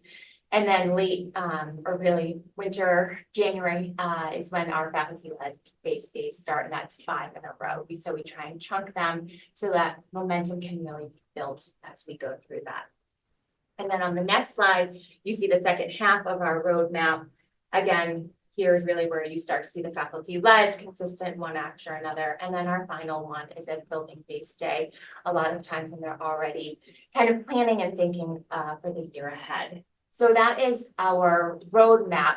But in addition to that, we have a lot of other PD opportunities. As Cheryl said, Littleton is an attractive district because we do think it's really important to have ongoing embedded professional development and lots of opportunities for that, for individuals to really harness what their passion is, because we know that when we show that passion, it starts to show a lot more engagement for others. So we do offer summer professional development. We have an ongoing document that continuously gets updated with upcoming PD opportunities. And then we have the availability of our educators to participate in coursework, conferences, workshops throughout the year, and that's really where they get to dig into what they are most interested in. Thank you, Steve. So if we look at the district-based, the district-run professional development, as I said, it really started on the first day of school. And we have been implementing or trying to implement the UDL framework. And so this year we wanted to kind of really model that and make it a bit different than what we have done in past years of a keynote, right? Where you kind of, it's hard to have small group conversations. And so what we did this year on August 28th, our first day back, was we revisited and kind of doubled down on our efforts with UDL. Our leadership team, along with our elementary and secondary curriculum councils, paired up to facilitate workshops for all educators on that day, as opposed to having a keynote, like I said. So we ran 11 workshops, which allowed us to have small groups, 15, 20 educators in each workshop. And during our summer retreat, when we had our admin team together along with our elementary and secondary curriculum councils, we had said this, we want to do this, but here's the 3 major goals, right? So what you'll hear a lot of times with universal design for learning is that you have firm goals, but flexible needs. And so we really wanted to kind of put that into action. And so we said, here are 3 firm goals that we want done during this workshop. 1, review the UDL framework, put eyes back on it, make sure we have knowledge of kind of where it is and what it is. The second was to generate a list of strategies that we can use in our classroom, or that we are using in our classroom from the UDL framework. And the third goal was to self-reflect on our UDL journey. And so each workshop had those three main goals. And however the facilitators wanted, they were able to implement those goals into a workshop. So each workshop looked a little bit different, which is kind of the beauty of teaching, right? The science was here, the three goals, and then the beauty and the art is being able to take those goals and put them into action in a way that was able to resonate with the facilitators. So really, we're trying to practice what we preach when we do this. And it really allowed for those small groups to be able to come together and have those conversations and generate ideas together. I'd be remiss if I didn't say on that first day of school, the food services, I feel like we have to bring it up. It was so good. They do such a lovely job. And this year we changed things up on them. For the past many, many years, we've always asked, can you just do a breakfast? And then we go on with the day. And this year we flipped it. And we asked them instead of a breakfast to do a lunch for us, and they delivered. It was, they used local ingredients, and just really, it was beautiful and really delicious. So you can see pictures on the bottom right from the first day back, which was really great. And then the top right, I felt particularly spoiled in the workshop that Andrea Romano and I facilitated. We had Archie with us. And so before our workshop started, I took a few minutes and just had a moment with Archie, which was really fun. I wanted to share that with you. Our district-based days this year, the two are October 18th and December 20th. October 18th, we had our non-math educators at the elementary level, as well as our grade 6 to 12 educators, focusing in on a UDL workshop. And it was a UDL workshop where it was interactive and engaging. And so our facilitator came in, kind of grounded us, and then said, here's this tool that she actually was able to connect AI in, and then give time to now go play, go figure out what can you do with it, how can you do it, how can you implement it, and how can you bridge AI and UDL together. And so one of my favorite comments that I heard after that day, because they were supposed to go off, kind of do their thing, and then come back to the library to be all together and have a closing. One of our educators said to me the next day, she apologized. She was like, I'm so sorry. I completely forgot to go back to the library because I was so engaged in what I was doing that when I looked at the time, the afternoon had already ended and I completely missed the wrap up. And so to me, I was like, don't worry about it. Like, I can tell you what the wrap up message was. Like, that's awesome. You were that engaged in what you were doing. So that was really good feedback from that. And then our elementary math educators are working with the Lesley University has a Center for Mathematics Achievement. And so working with a consultant in order to, what's nice about this is that individual is not from the publishing company. So she's really coming in and talking about math practices and how we can use the primary source that we have, right? This curriculum to teach math in kind of best practice and best ways. So just October 18th was our first one. We gathered feedback, and our December 20th, which is Wednesday of next week, that PD has been adjusted and updated in order to respond to the feedback that we received on the 18th. So we're looking forward to that. The cross-district day, I'm not going to spend too much time on because we've heard about it. It was November 7th, Harvard hosted. We had 3 districts come together. This year was unique because we had 2 locations. So I'm saying that Harvard hosted because Harvard hosted the general education portion, but Littleton actually hosted the new IEP training. So for our special education educators, our service providers, and our clinical staff all came to Littleton High School and participated that. And thanks to Lynn Snow, who really kind of facilitated and made sure that transition or that day happened smoothly in high school. The final piece, so I'm not going to talk about site-based because you just heard all about site-based from our principals. They facilitate that at the school level.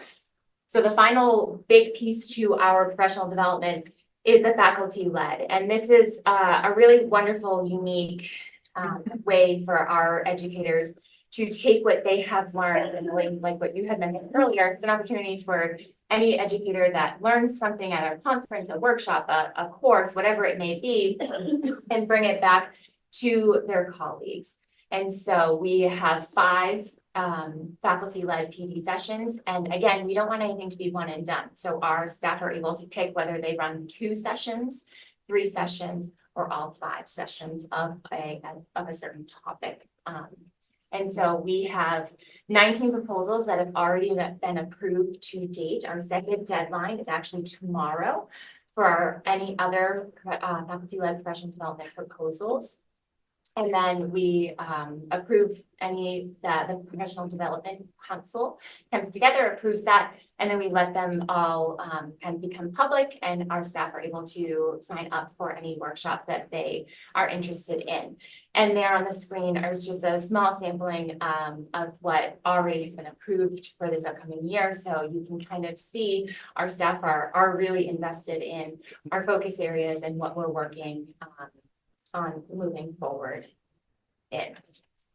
And then that last piece is just our professional development calendar that we revert back to very frequently. You can see that we are almost halfway through our professional development for this school year and looking forward to the rest of it.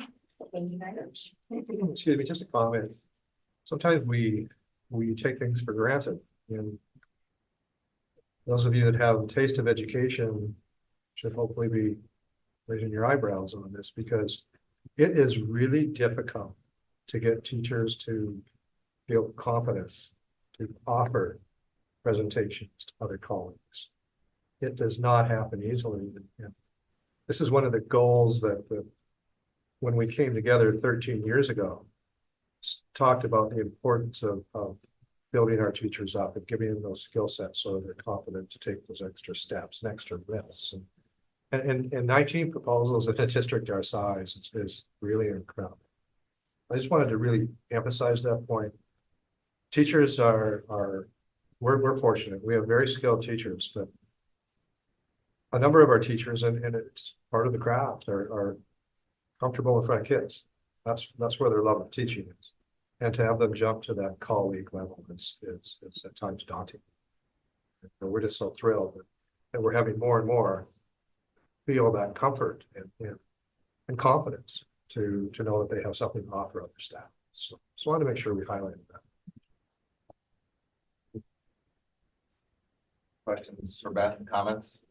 I wanted to point out how impressed I am with the balance that you maintain between the building led and district led and the faculty led.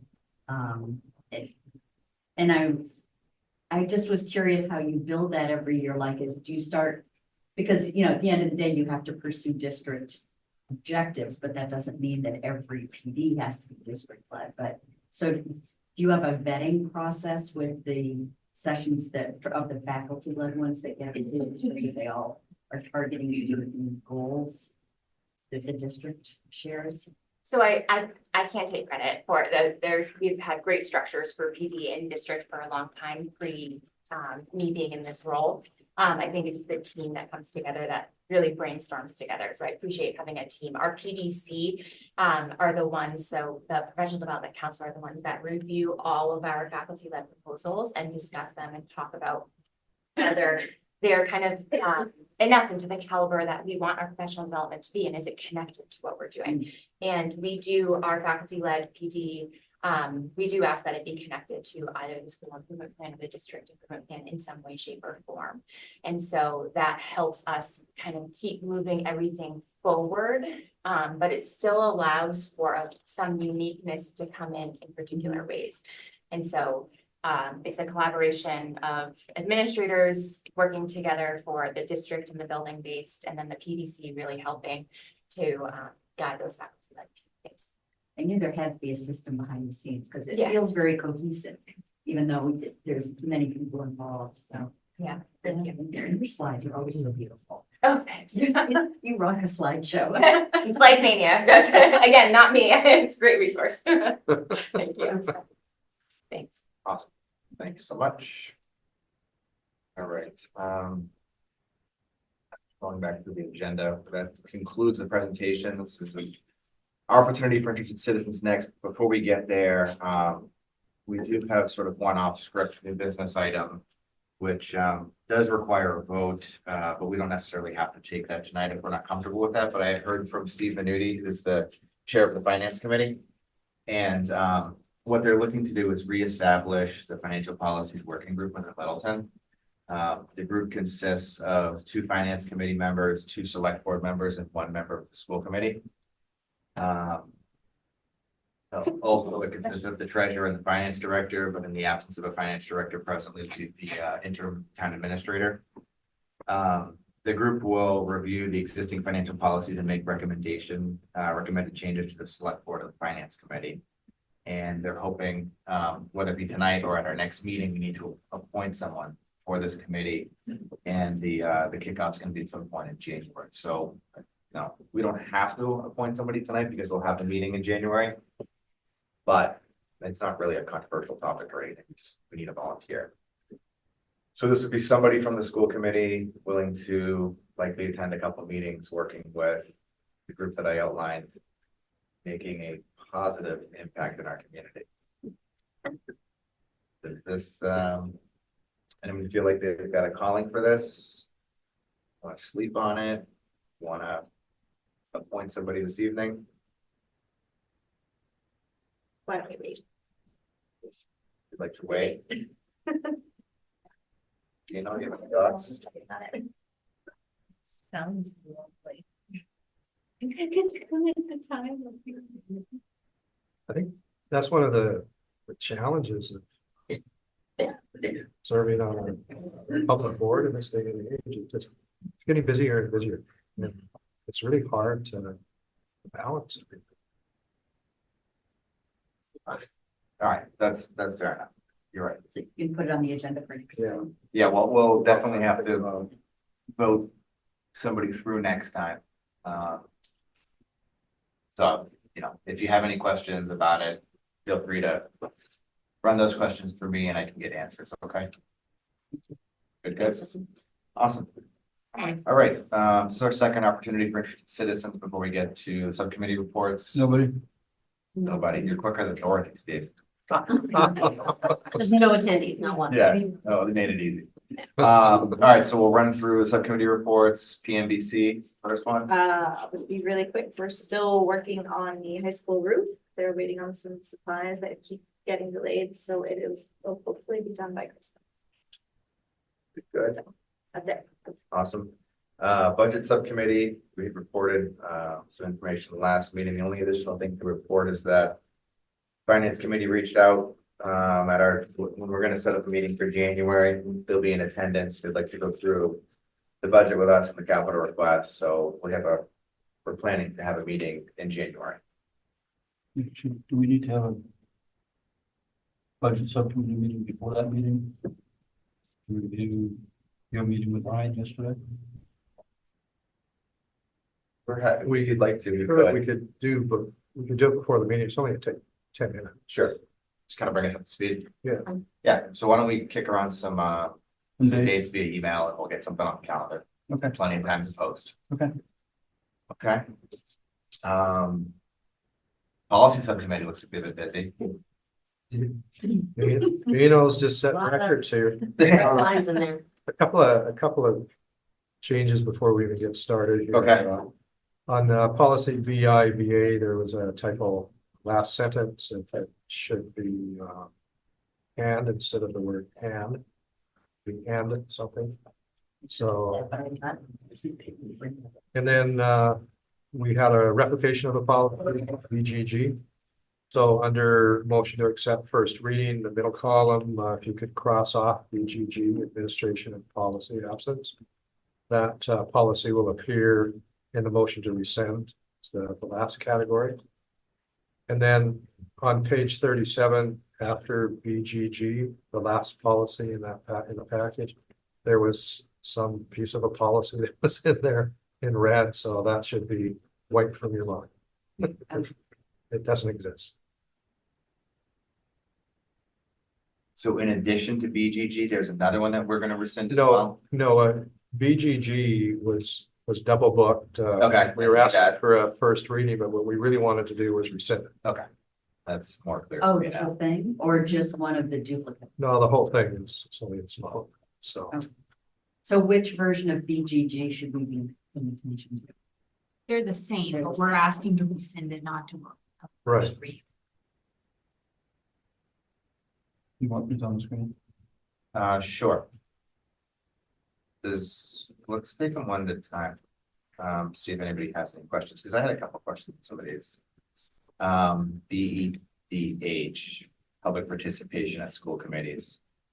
Some changes here. Administration, if you would like to start your drive home, feel free to do something. Let's say no to that. Early day tomorrow.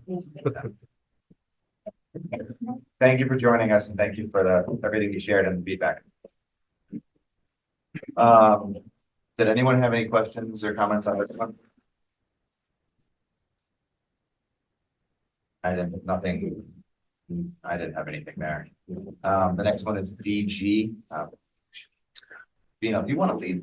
I don't want to jump on your toes here. No, yeah. Yeah, any comments or questions on BG? It really is just everything's crossed out. Just a much more condensed version of it. That's fine. So my question on BG was just this, where we're striking the language that the superintendent is given the continuing commission of calling to the committee's attention all policies that are out of date or other reasons appear to need revision.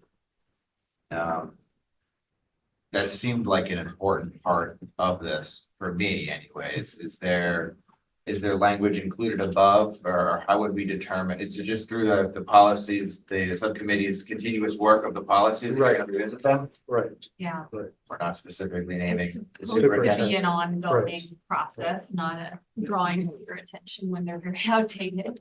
Which is Okay. what we're trying to do. We've been pretty good Right. at least like going through chunks every time and Mhm. comparing. We have a link to the MASC site, so any recommended revisions, et cetera, come to the policies. So. Yeah. I mean, I think the wording, when you have wording like that, you have to be careful because one of your functions is policy. I'm an advisor to the policy committee. And I most certainly would bring things to your attention, but I don't want it to appear that I'm the driver of policy. Does that make sense to you? It does. I've never sat on the policy subcommittee before. So how do you decide which ones you're looking at? Do you have an order that you go Well, through or? We're on B Okay. right now, so we're like literally bucketing.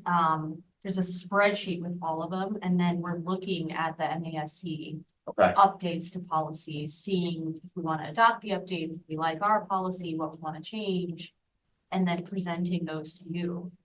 And we're prioritizing, although we end up getting through the whole block, but Dorothy will prioritize the most outdated first.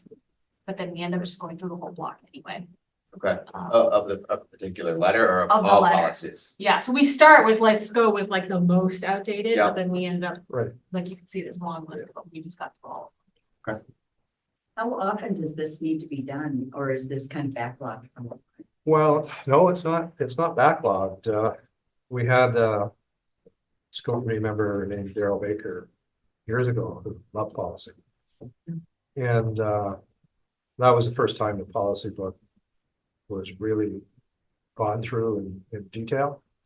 So we called a lot of policies that were not updated. So we're in good shape, but it's always nice to have a continuous process to review policies. It gets easier with time because our policies are fairly new or have been looked at, reflected on. And so we're just doing kind of a batch. I think some of them were back to 2014 or 2016. So they were kind of the last ones we really could get at. After that, you're going to see revision dates of probably 2017. So it becomes easier with time. MASC is a great resource because they're always looking at these policies and comparing it to case law, and so they may tweak it just a little bit. So we're in a good spot, but I would never recommend that we don't keep an eye on it because it doesn't take long to get behind it. There are also some like the one that was rescinded where we'll look at MASC, but then we also compare to other districts, because you can see all other districts in their policies, and then we can look at what they do.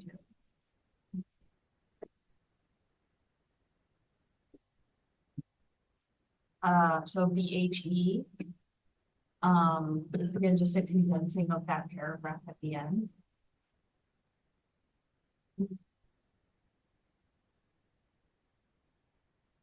But because emails are public, I guess, property of the town, there's no need to annually designate a member of the central office to be copied on all that. I mean, that was kind of like an outdated practice, We weren't. especially doing that printing exactly on, anyway. printing off the copies and keeping them in folders. Yeah. If Um, you're using a LPS address, we have access to all your emails. We have a Google Vault. That's where Yeah. everything is stored.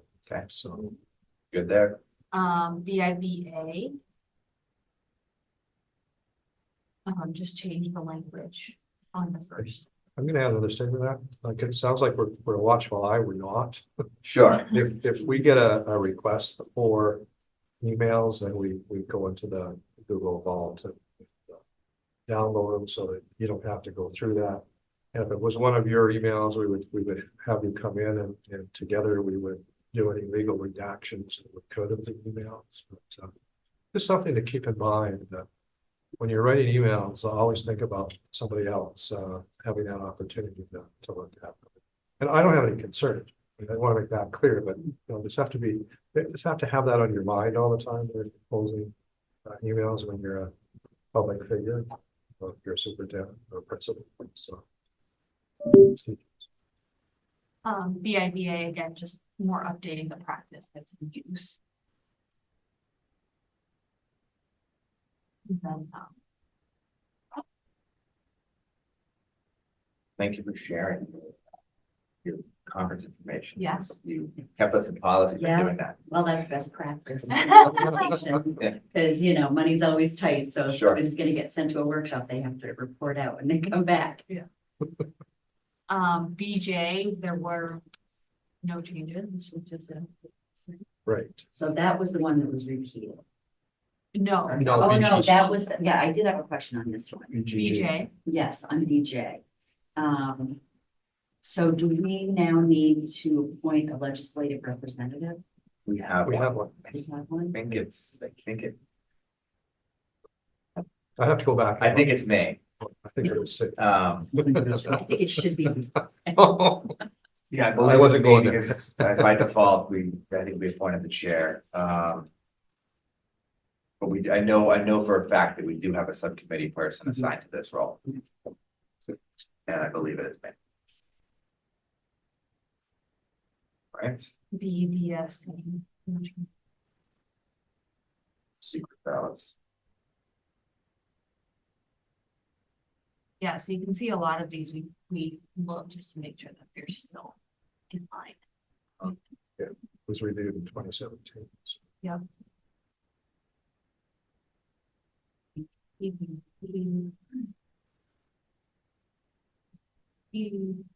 mean, the minutes, policy BDG. Something to look at. Minutes are, I mean, there's always a variance of minutes, but if you follow the MASC policy, and this policy is the same all over the country, brevity is the key. You're not there to transcribe what everybody says. There may be some meetings where you want to do a little more of that, but you have to be cautious because you will be accused of eventually if you do too much of transcribing what people say, they'll disagree with you. That's not what I meant to say, or you took it out of context. So it should be as brief as possible and stick to the business of the meeting. This is a business meeting held in public, not a public meeting. Huge difference. Right. And I think we're doing fine. I just want to bring that up because it's if you don't think about that, your minutes have a tendency to get longer. So really, brevity is key. EPB policy adoption.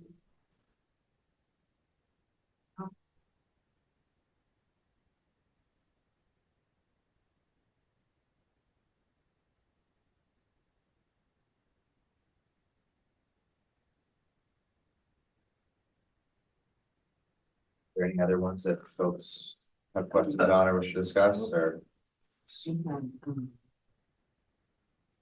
BGG, Why? Because That's the one that we're recommending. just oh, I to take the. Let's not assume it, the superintendent's always in the office, just because. Was that in there? Years from We didn't catch that. oh, his decision. Is, Did No, the not whole catch, policy that's because we were rescinding rescinded. it. oh, Yeah, we said that's right. it's gone. So Oh, includes it's- So we that didn't- and pronouns. We didn't Yeah, bother sorry. doing So we didn't the, do a pronoun check. yeah. And it is not a policy. We checked it against 2 other districts as well, and they do not have this policy either. No, did they confirm?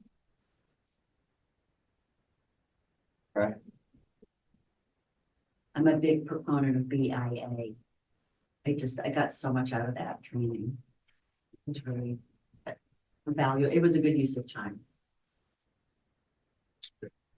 Hearing no other discussion or debates, would you like to make the motion? Would Motion, you, or would I do it? thank you. Yeah, just read the, Motion to accept the first reading of the following modified policies, BEDH, BG, BHE, BIBA, and BJ. motion made, Second, seconded by Elaine. All those in favor, indicate by saying aye. Aye. Aye, opposed? None? Motion to accept the first reading of the following policies as current, BEDF, BEDG, BGB, BIA, BID, BK. Motion made second, and seconded. All those in favor indicate by saying aye. Aye, opposed? None? And Last but not least. motion to rescind the following policy, BGG. Motion made second. and seconded. All those in favor indicate by saying aye. Aye. Aye. Perfect. Good work there. Thank you very much. Shaker Lane Building Committee update. Yes, Kelly touched upon a few things. I'll try to make it quick. So we have already selected our OPM. So that was approved. It's going to be approved by Ryan officially. So they are currently working on the design services draft, which is essentially what we have to present to the public to start to get bidders for our next stage, which is hiring an architect and designer for the next phase of the project. So we need to form a subcommittee for approving or for, I think, interviewing whomever the candidates are. So we are forming that currently. And then once we have everything, the ads out, it'll take about 2 to 3 months for us to actually make a selection for the designers to then move on to the feasibility study, which is going to be a very open to the public, a lot of, I think, input from our committee, from the community, to kind of go through that entire process to figure out what the community wants the school to be. And that takes they estimate about 9 months. So right now we're a year in from here to just getting that feasibility study done. Just an interesting piece of information. We do recommend a designer firm. But MSBA makes the decision. So we would send up the final 3 or how many final companies we have. Then we go to a meeting and we defend our wish to hire one company, and then in the end, they vote to determine what company. Kind of interesting. Okay. Learn about that process. Decision about whether to rebuild or, revise is not the word. Renovate. Renovate. Getting late. That was hard. Getting late. Is that made before the architect gets the No. work, or does the architect come up with both plans? What their job is to take a look at the structure and first of all, determine whether or not the building could be renovated to meet our needs and whether it's even feasible to renovate. And then they make that determination, and then they will either do 2 potential plans or if it's not able to be renovated, then they would just focus on design. And the architect has input on whether they think it is suitable for renovation.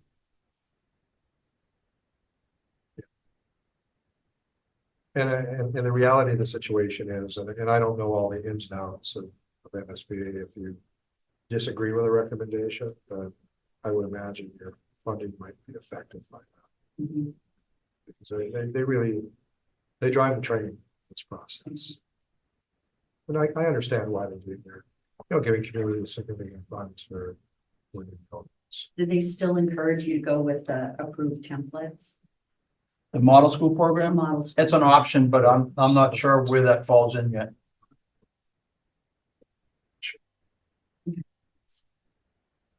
Good there? Great. And on the revised agenda that was posted, not the one that was distributed to the school committee, the subcommittee number 5 is the CPAC update. Oh, I didn't know there was a revised agenda. It's posted. Thank you. You're welcome. All right. So there was a meeting of CPAC on December 6th in the fire station meeting room, and so Lynn, the director of student services, was there. Allison Gilman, who was a special education administrator for the elementary level, and Michael Jarvis was there. He's the special ed administrator for 12 plus.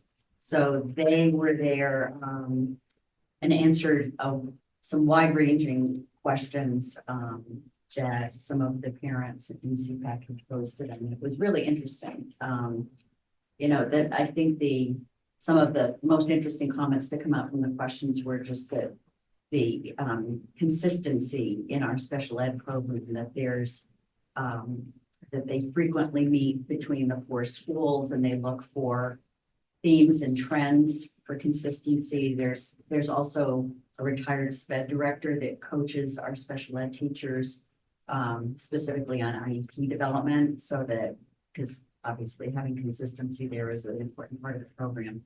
And they also really pay attention to transitions between schools, which is always a concern with parents. So if you have a child on an IEP, you want to make sure that the services are going to be consistent when they go from like Shaker Lane to Russell Street and so on. So that was really interesting. They also described the PACE programs at the high school that are more for a certain population that needs more of a focus on vocational opportunities. Also described the CASE collaborative, like it was really very comprehensive. I was really glad I was there. But CPAC is rebuilding. It's kind of a rising like a phoenix at this point, and which it's actually a great time for parents to get involved, because you're not going to feel like you're jumping onto a moving train. It's like you can be part of the rebuilding of this group, and its stated goal is to facilitate collaboration between parents and the school district in support of students with disabilities. And so, some CPACs end up being like support groups, because being a parent of a child with a disability is it's hard. If you go through kind of a grieving process, I think in the beginning, when you realize that your child is going to have some struggles, and it's nice to be part of a community where there's other parents going through a similar thing, and even navigating the IEP process is can be tricky. So I don't think we've got any parents listening right now, but if you've got any, if you or any of your friends have a student with special needs, I would highly recommend that they start getting involved with CPAC. The next meeting is January 10th at 6:30 in the fire station meeting room, and that will be a presentation to parents about the new IEP process. So as a parent of a couple of my kids had IEPs, like I always found that to be the most challenging part, because it can get complicated, and if you're not familiar with the process, it can be pretty overwhelming. And so if you can spread the word, it'll be in the minutes now. So January 10th is the next meeting, and we have these fabulous brochures. So I put one at everybody's place, but do you know where these will be available if people want? They should post on there's a page on the district website under student support services. One of the links is CPAC. So hopefully some of this will get on the website. My guess is these are going to attend the and, all the community events where they set up a CPAC table, Yeah, this will be sort of the takeaway literature for folks, yeah. It's really well done. but that's a good Yeah. idea. Yeah, getting the word out. We always have some. Yeah, so we do. And they too have a littletonps.org webmail Mhm. address, so cpac@littletonps.org if you need to get in touch with anyone or have questions or concerns. Excellent report. Oh, thank you very much. Nice job. There's no other business before the committee. I will accept the motion to adjourn. Motion to adjourn. Motion made, seconded, thirded. All those in favor indicate by saying aye. Aye. None opposed. We have adjourned. Thank you. Happy holidays, everyone. Yes, happy holidays. Oh, thank you. You too. So